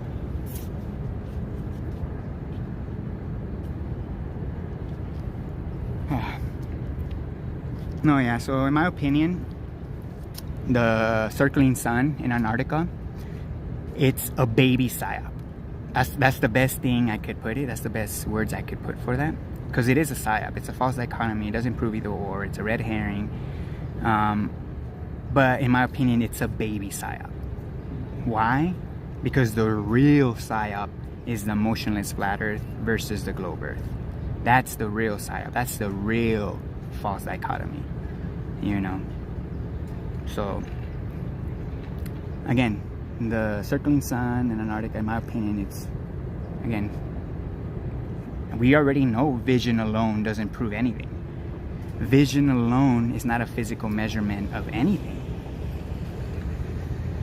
So, yeah, I mean, it ends there. Literally, you know? So yeah, for people that want to know the real false dichotomy, again, it's the motionless flat Earth versus globe Earth. They're literally utilizing the same rhetoric, the same explanations, yeah, and avoiding simple, basic physics. You know, if that wasn't the goal of the controlled opposition, then I don't know what the goal of a controlled opposition would be in this topic. You know, so. All that BS is just observational data of relative reference points alone. Exactly. Again, in these reference points that we're given, nobody's actually double checked to see if they're actually correct. All the reference points on Earth are all what we've been given. You know? So again, like, it's completely and totally irrelevant, in my opinion. It's literally distracting from this simple fact, you know. So I mean, yeah, I can only speak my mind about it. I mean, I can only do so much, you know. It's up to the viewers and real people, you know, to actually accept it, you know, and represent the facts. And that's the only way it's gonna move forward, you know.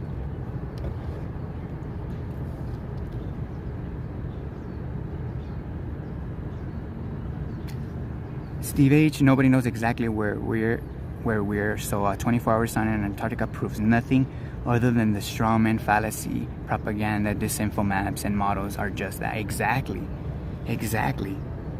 You know, that's all it proves, if anything. But we already knew that. We already knew that all the maps that they present to us are not correct. Even the mainstream admits that they don't have a correct map of the Earth. They have a bunch of projections, but they even admit that they're not correct. So why the fuck are we taking in one of these models as truth, right? You know, so it just doesn't make any sense. It literally doesn't make any sense. Now, all the 24-hour does is literally, again, like Steve just said, was it Steve? Yeah. It just proves that the layout of the Earth is wrong, that the model they're pushing is wrong. But we already knew that.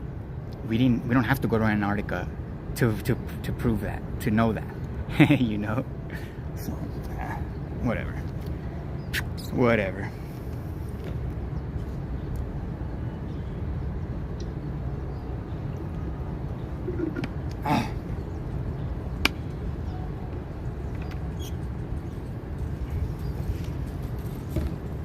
Alright, let me see some of the comments, maybe some questions.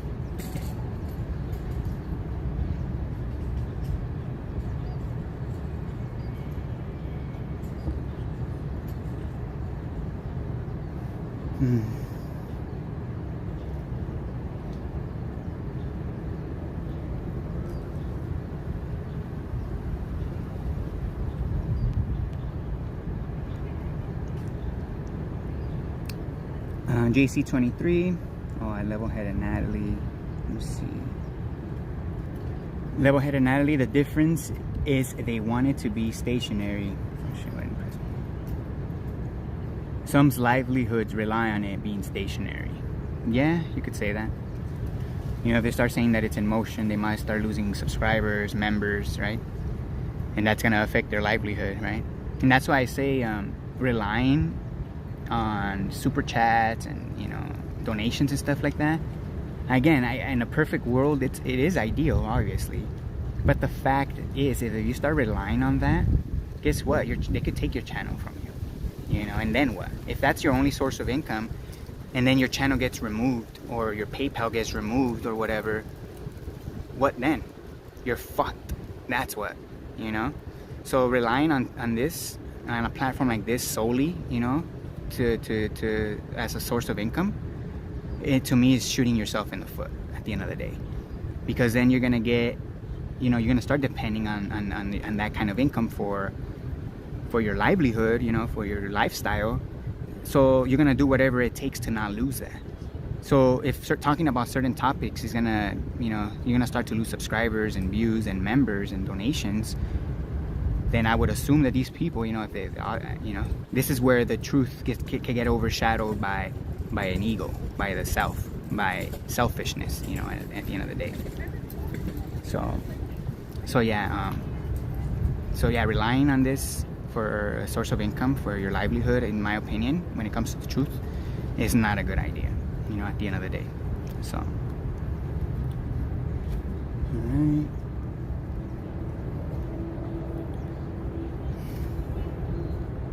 Alan Wilson, very pinned, and if you can't back it up with a practical demonstration, it's nonsense.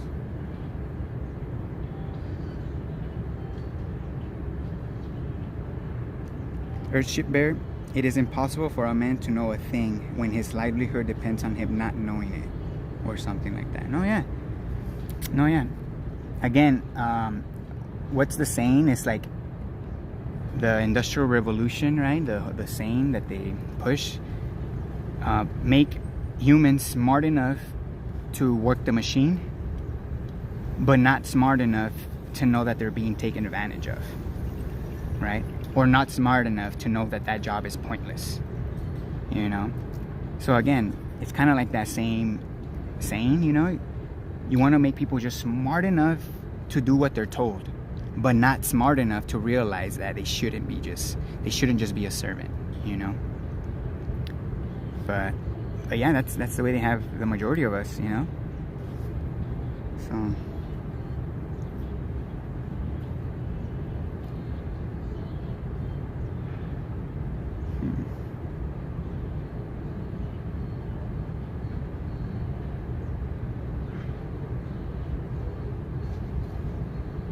Alan Wilson, you had a practical demonstration to prove water can decelerate 9.8 meters per second without force acting on the displacement.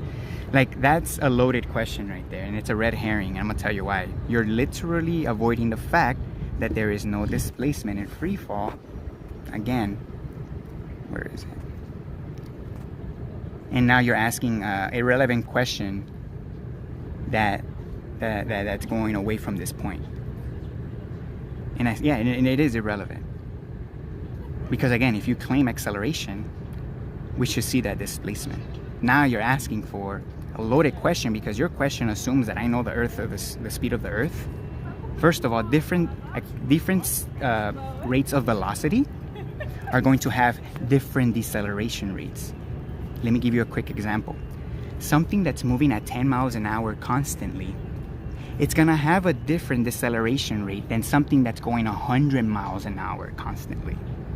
You can't just say that, oh, there's a 9.8 meters per second deceleration in the first second, so now show me that acceleration. Again, first point, you're avoiding the fact that there is no physical downwards acceleration in free fall, which again, we can't even move forward until you can demonstrate that, because that's what's up for debate, whether there is physical downwards acceleration or not. Second, your question assumes that I know the Earth, the speed of the Earth that is moving. Second, we have air here, air resistance.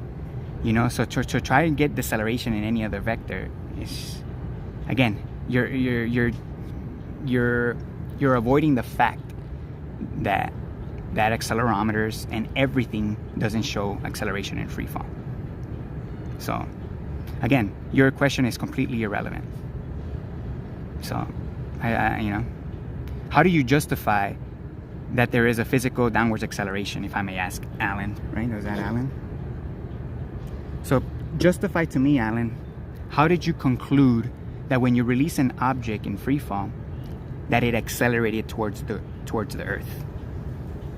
Answer me that first. Because if you can't answer that question, or practically show how that came to be, how you came to that conclusion, then your question, again, you're jumping ahead. Again, your question is completely irrelevant to the point that's being made. Again, I don't know the speed of the Earth. So, questions like that are going to be irrelevant. What's outside of the Earth? I don't know. How does that have to do, what does that have to do with downwards acceleration? How does, you know, like, it's just, it's stupid.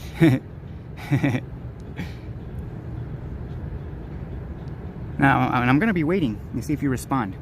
Alan, I'll ask it again. How did you conclude, when you have an object in free fall, how did you conclude that the object accelerated towards the Earth? Because until you could answer that, then I'll take your answer serious. I mean, your question serious. I mean, if you have a practical demonstration as well, I'll take your answer serious, obviously. But if you have nothing practical, then I can't take it serious. But again, if you can't get past that question, I take it as a...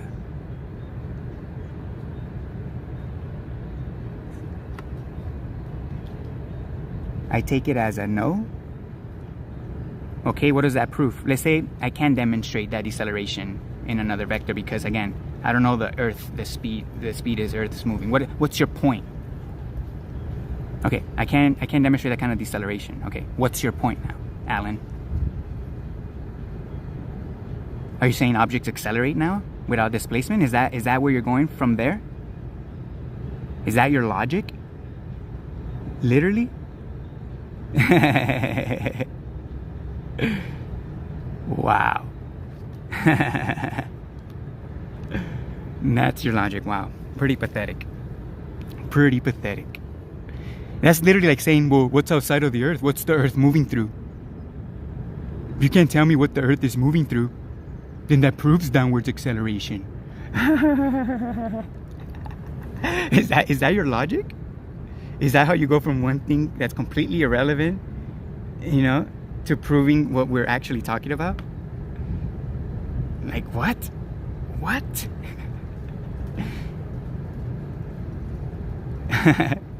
You don't know what's outside of the Earth, so that means objects accelerate in free fall. You see, I'm logical. You're far from it, bro. Far from it. Explain to me, how do you go from that to object accelerating in free fall? Please explain it to me, Alan. Please. I want to know where your mind goes.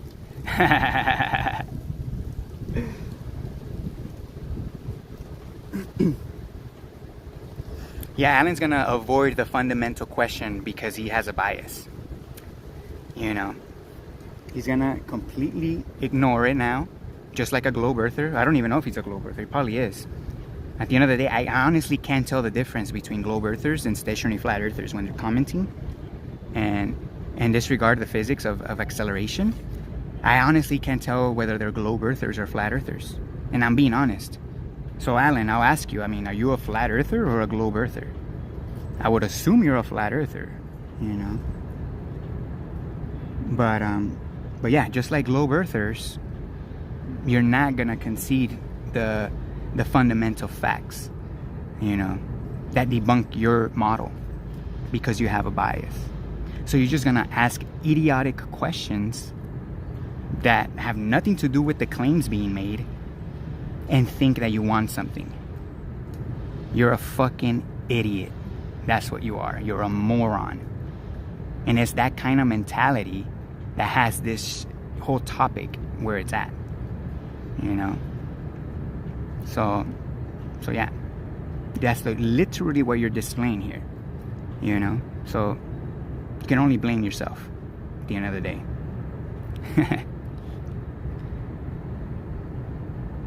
Natural physics are not biases. Exactly. Natural physics shows that there is no physical downwards acceleration.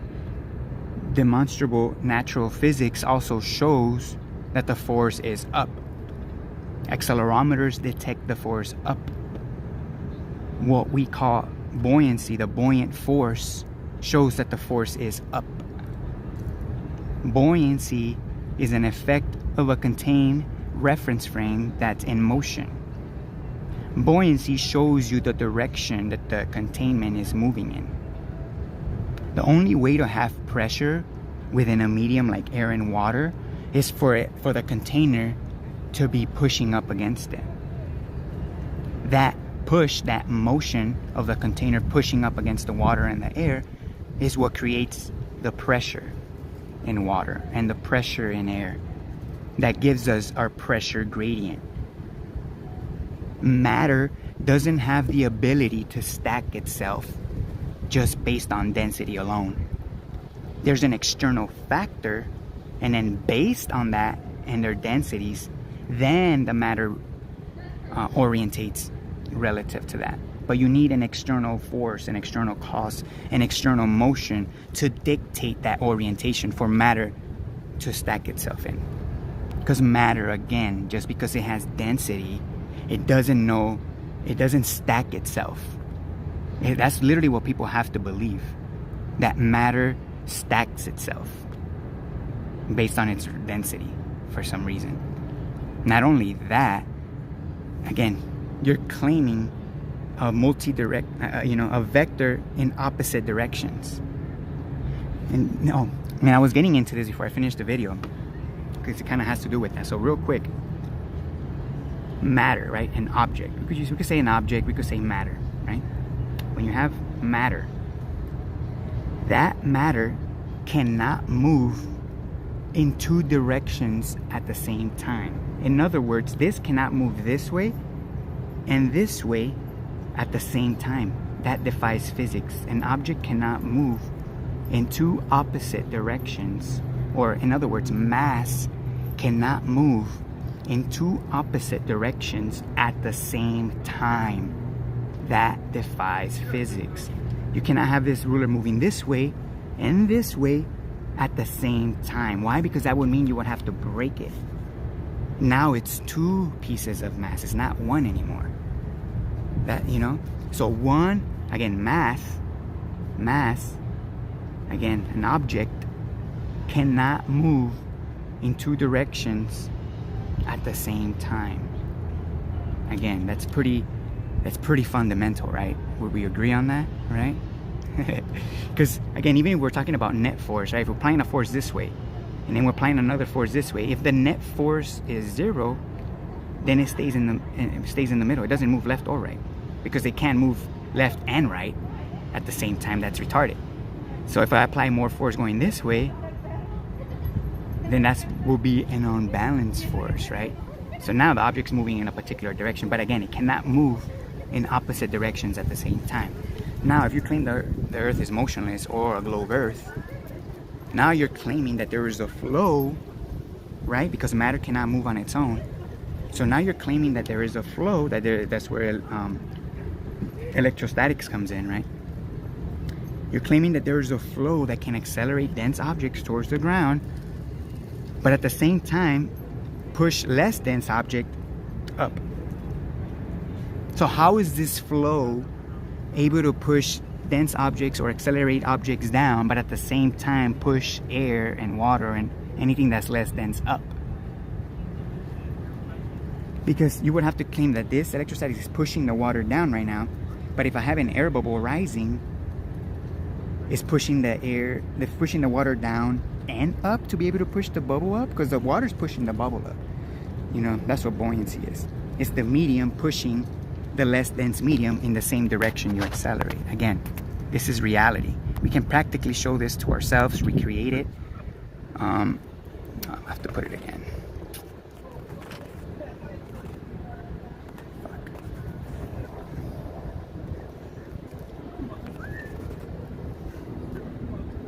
Again, this is reality. In order to have buoyancy, you need a container, you need a medium within the container, and you need a less dense object than the medium. Now, you gotta show me how you're able to make the air, in this example, push the less dense air, aka helium, in the direction desired, in other words. The only way to do that is with motion.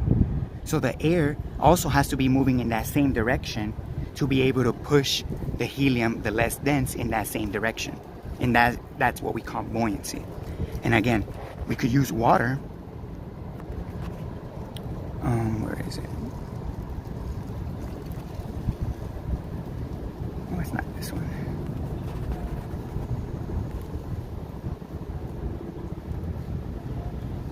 Again, we could use water to recreate the same conditions. Again, the more dense pushes on the less dense only when that more dense is being pushed in that same direction.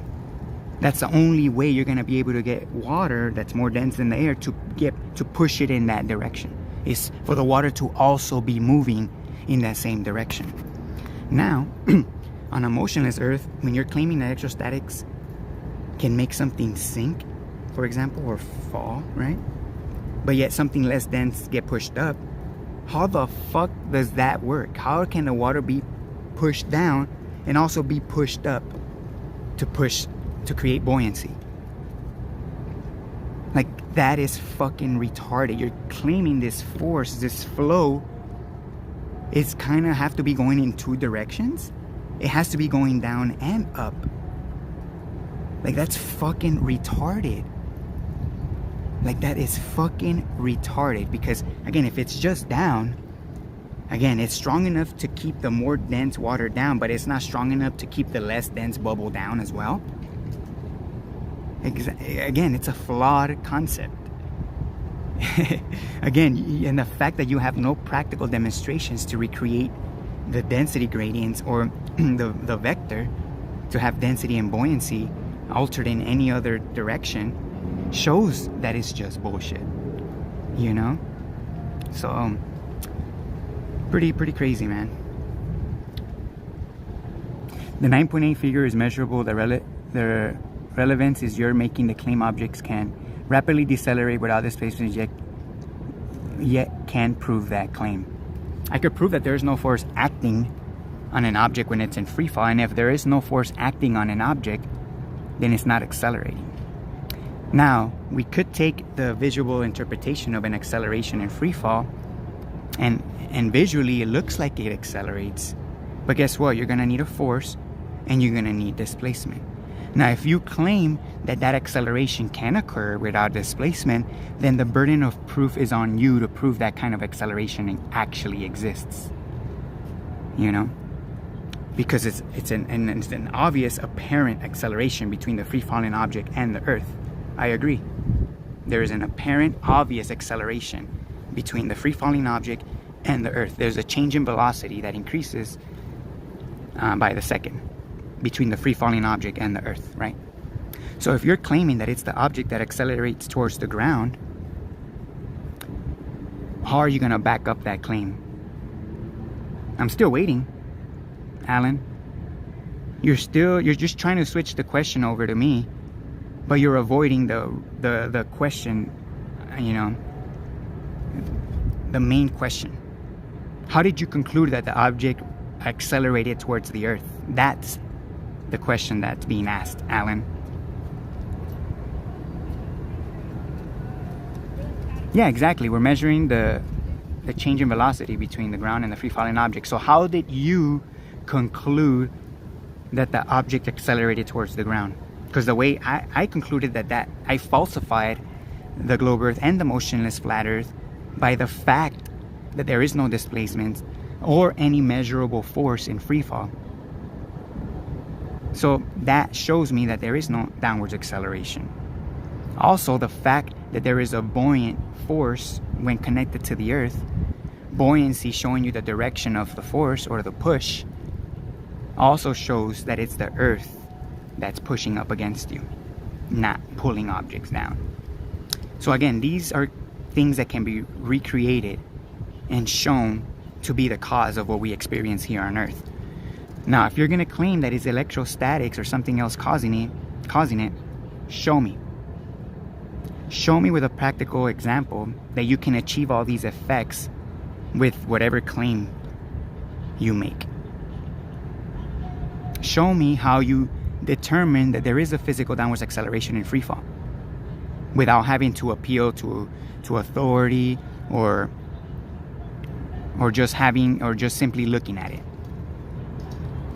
I've not made any claim about accelerating objects towards the ground, and I'm asking you for your physical proof that objects can decelerate at a rapid rate without displacement.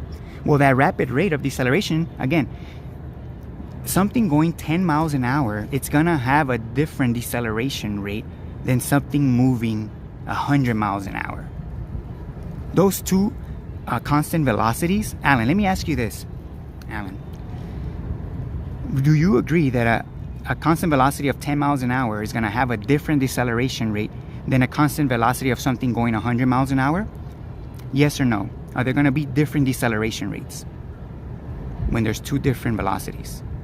Is there going to be two different deceleration rates? Yes or no? Alan?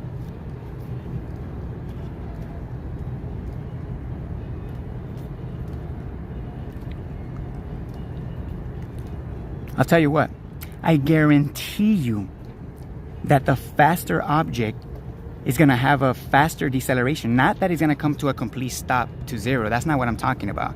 A deceleration rate meaning the loss of momentum per second.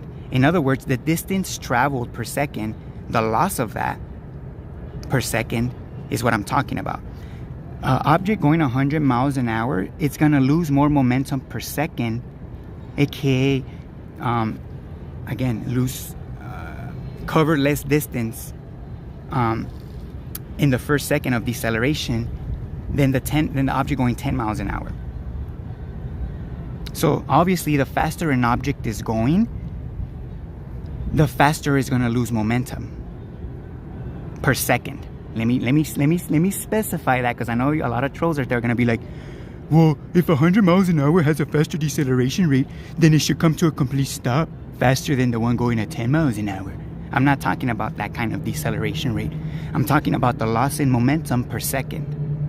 So let's say 100 miles an hour, hypothetically. I could do the math, but hypothetically, an object going 100 miles an hour, let's say they're covering a distance of, 100 miles an hour, that's going to be, let's just say hypothetically they're covering a distance of like 10,000 feet a second, right? Or let's say 20,000 feet a second. An object going only 10 miles an hour is only going to cover 1,000 feet a second, right? Again, don't quote me on that, I'm just using that as an example. We'll say 10 miles an hour is probably less than that. Point being is, the one going 100 miles an hour covering like 2,000 feet per second, when you decelerate that, it's going to lose more momentum per second than the one going 10 miles an hour. So you asking, well, the 9.8 meters per second is so fast. It's so fast deceleration. Well, all that tells me is that the Earth is moving pretty fast relative to the speeds here on Earth. So again, what does that have to do? What's your point, Alan? What's your point?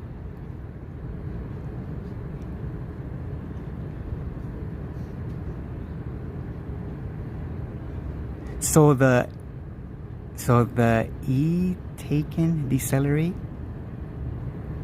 will differ, but the rate of deceleration is the same.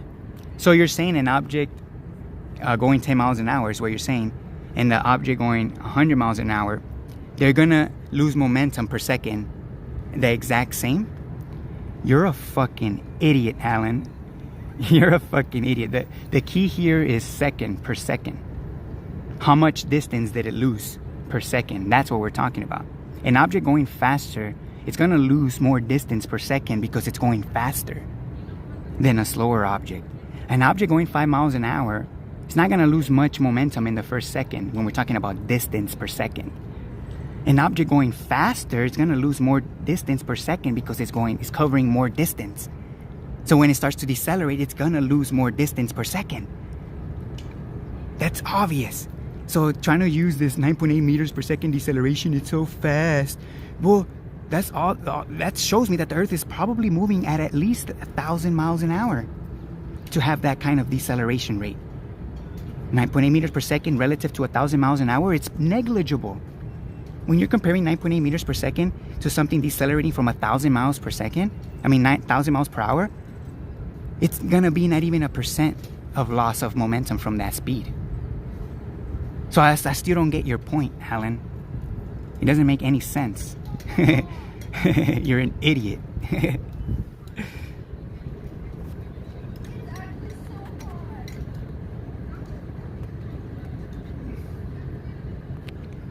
This is basic physics. If you think that different rates of velocity are gonna have the same rate of deceleration, then you need to show that practically. Because the reality is that that's not what's happening. Different rates of velocity are going to have different deceleration rates. Fact. Right? It's literally that simple. You're struggling to comprehend elementary physics. Literally. You're clearly displaying here that you have no clue what you're talking about and just throwing in random questions. Now I explain how your questions are completely irrelevant based on the fact that first, you're denying the fact that there is no physical downwards acceleration. Second, you're lumping in all deceleration rates apparently have to have the same deceleration rates. All different rates of velocity are apparently going to have the same deceleration rate for your question to even be taken serious, which is not the case. So, again, I don't know what your point is. Prove what?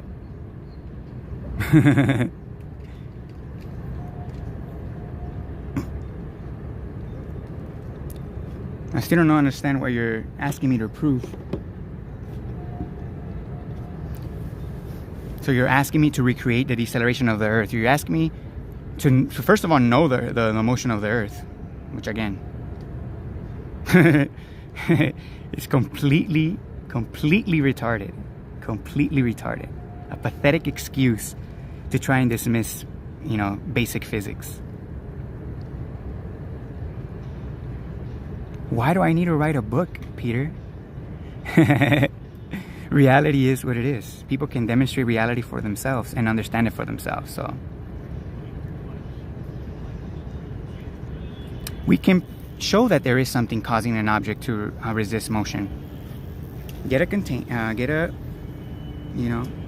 room, kind of like they did with the bowling ball and feather.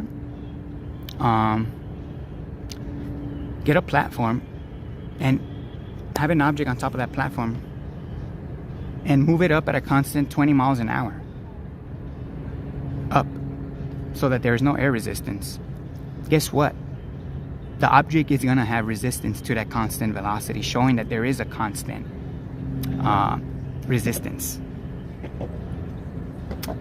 So globe earthers will say, well, that's just gravity. Gravity's pulling it down, and that's why it has resistance from a constant.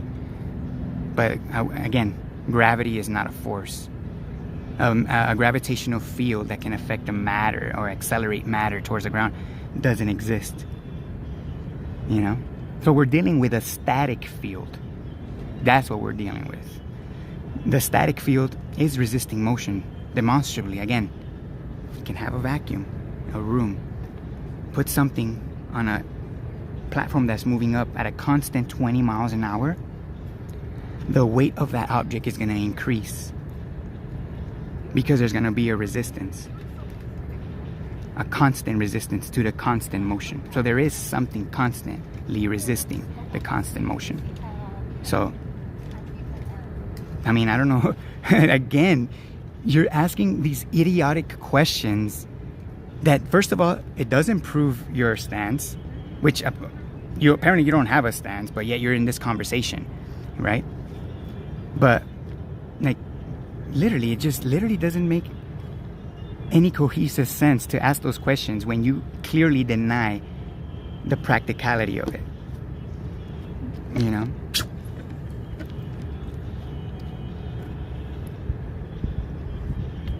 You don't like rubbish science? This is ridiculous nonsense. Will you tell me what science tells you that objects accelerate in free fall, Peter? You tell me what science tells you that objects accelerate down in free fall. Shit.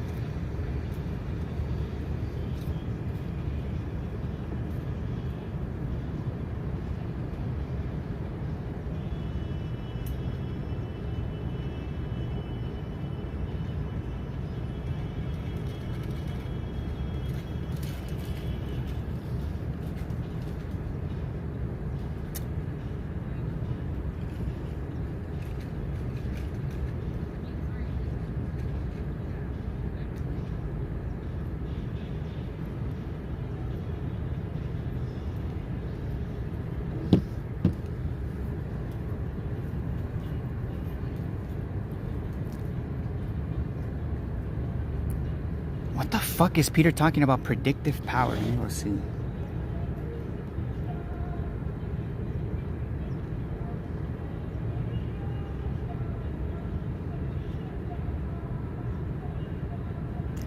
Oh my god, you're a fucking idiot, Peter. Why always 9.8 meters per second? Because when I'm holding objects right now, everything is moving at the same rate as the Earth. That's why 9.8 meters is always a constant. Again, if you have something going 10 miles an hour, then that deceleration rate, if you have something else going 10 miles, then it's gonna be the same. That's why it's always 9.8 meters, because when you're holding an object and it's technically at rest, and then you release it, everything was going with the motion of the Earth. Everything was moving at the rate of, and the same velocity as the Earth. That's why everything has the same deceleration rate in free fall. Especially when there's no air resistance. Because everything's at the same velocity. That's my point. Now, if something else was moving at a different rate than the Earth, like faster or slower and laterally, then that's going to have a different deceleration rate than the Earth's deceleration rate. Oh my god. Again, different deceleration rates are going to have different rates of velocity are going to have different deceleration rates. When you put two objects into free fall, they're decelerating from the same rate of the Earth, the same rate of velocity of the Earth. And that's why it's always a 9.8 in free fall. Oh my god, the stupid ass questions these people are fucking asking is bizarre. Oh, I'm surprised you guys haven't asked about clouds. Right? Oh, I'm surprised I haven't heard this one. When I go pee in the toilet, are you telling me that my pee doesn't shoot towards the toilet? It's the toilet that shoots towards my pee? You see? The Earth is motionless and objects accelerate down because when I pee, you gotta be crazy to believe that the toilet moves up to my pee and the pee, just hovers there. Is that your next point, Peter? Oh my god, you guys are a fucking joke. Literally a fucking joke.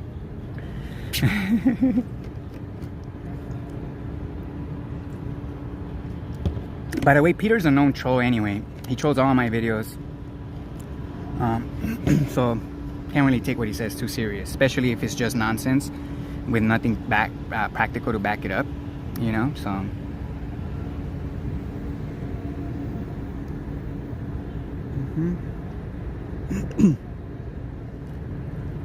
yeah, these people are fucking mental, literally.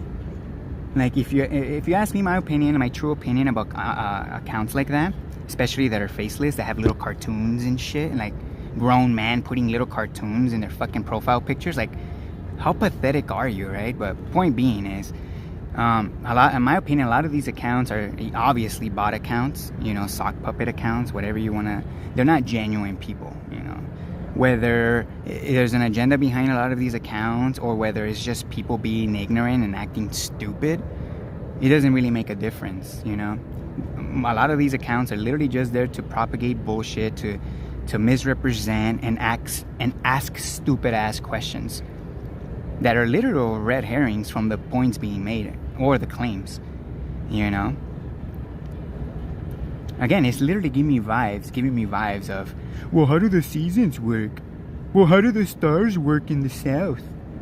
Well, how, you know, how do you explain the moon being upside down in Australia?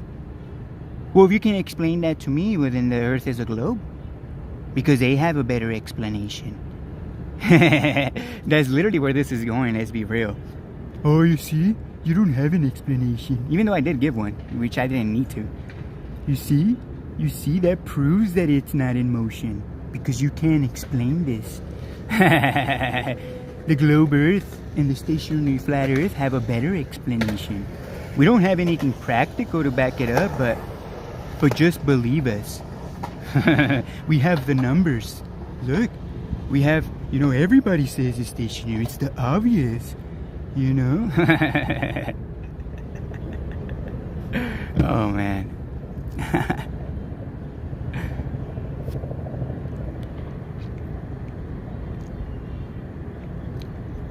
Yeah, there's a lot of egos involved. Definitely, Realm Walker. Stationary just doesn't work. It's pathetic. I know, Andrew. It's just, it's crazy. It's crazy.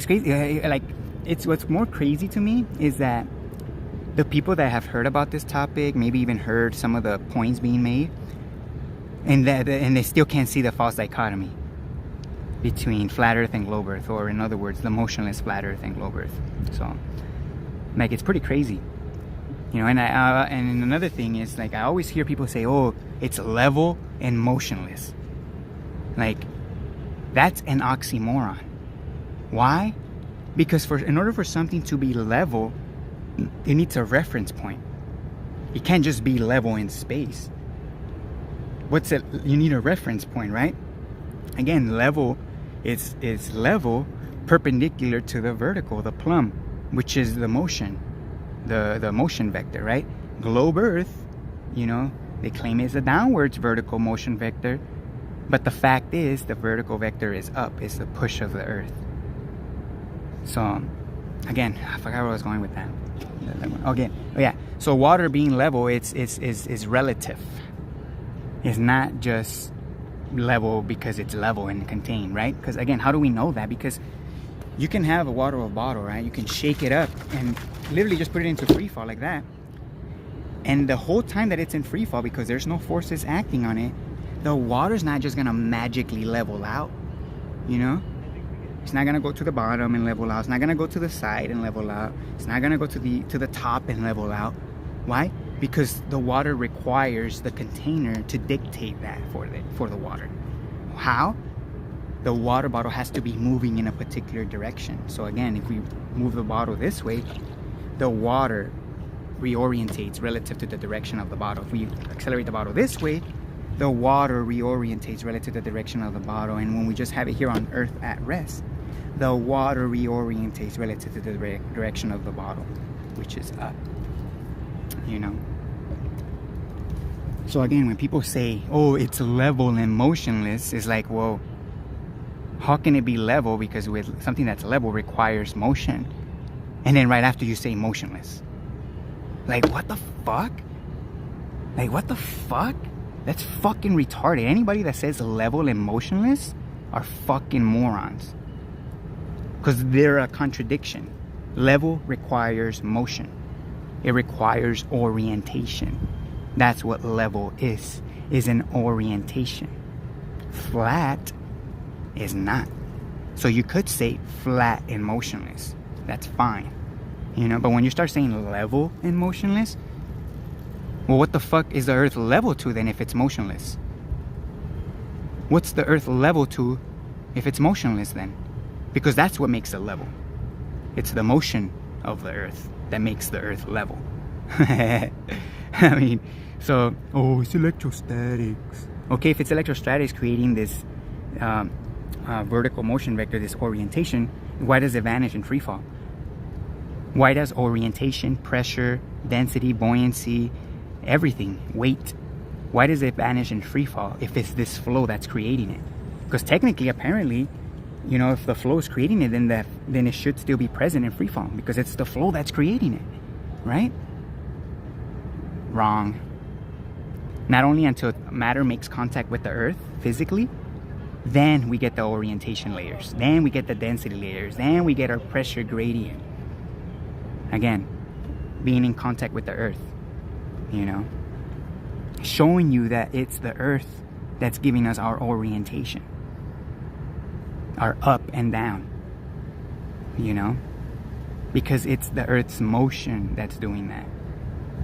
You know, again, if you claim that it's something else giving us orientation, well, then you need to recreate these effects that we're witnessing, that we're experiencing in any other vector. You know, and until then, it's just gonna be bullshit. And I'm not talking about getting one piece of matter and making it stick to the top. No. You gotta get 3 states of matter. You gotta get a solid. It could be glass, it could be metal, it could be whatever you want it to be. It could be a solid. You're gonna need a liquid and you're gonna need a gas. And you're gonna need to recreate the conditions that we experience here on Earth using all these 3 substances. So that's the claim. When we talk about recreating buoyancy, you need a water bottle or a container. It could be a van. You need a medium, air or water, and you need something that's less dense than the medium. And you have to recreate buoyancy and pressure in any other vector using your electrostatics. So that's the claim. You know, acceleration without displacement and displacement without acceleration. 2 claims that contradict basic physics. So until then, you have nothing. All you have is imagination. All you have is word salads. All you have is bullshit.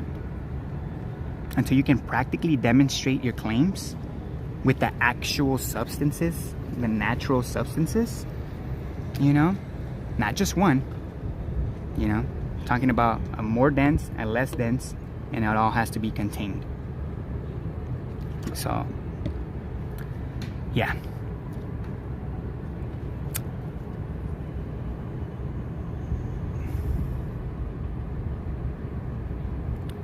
Alright, well. Alright, I'm gonna get going already. This is gonna be it. So, thanks again, everybody that joined the stream, that supports my channel. Yeah, but at the end of the day, it's up to you how far you want to take this information, because I can only do so much. I can only reach so many people. And with all the censorship on YouTube and online, you know, I can only get so far. So at the end of the day, you know, it's up to you guys. You know, understand this for yourself, present it for yourself, you know, and that's the way it's gonna move forward. So, yeah. So again, thanks again, and I'll see you guys on the next one. Peace.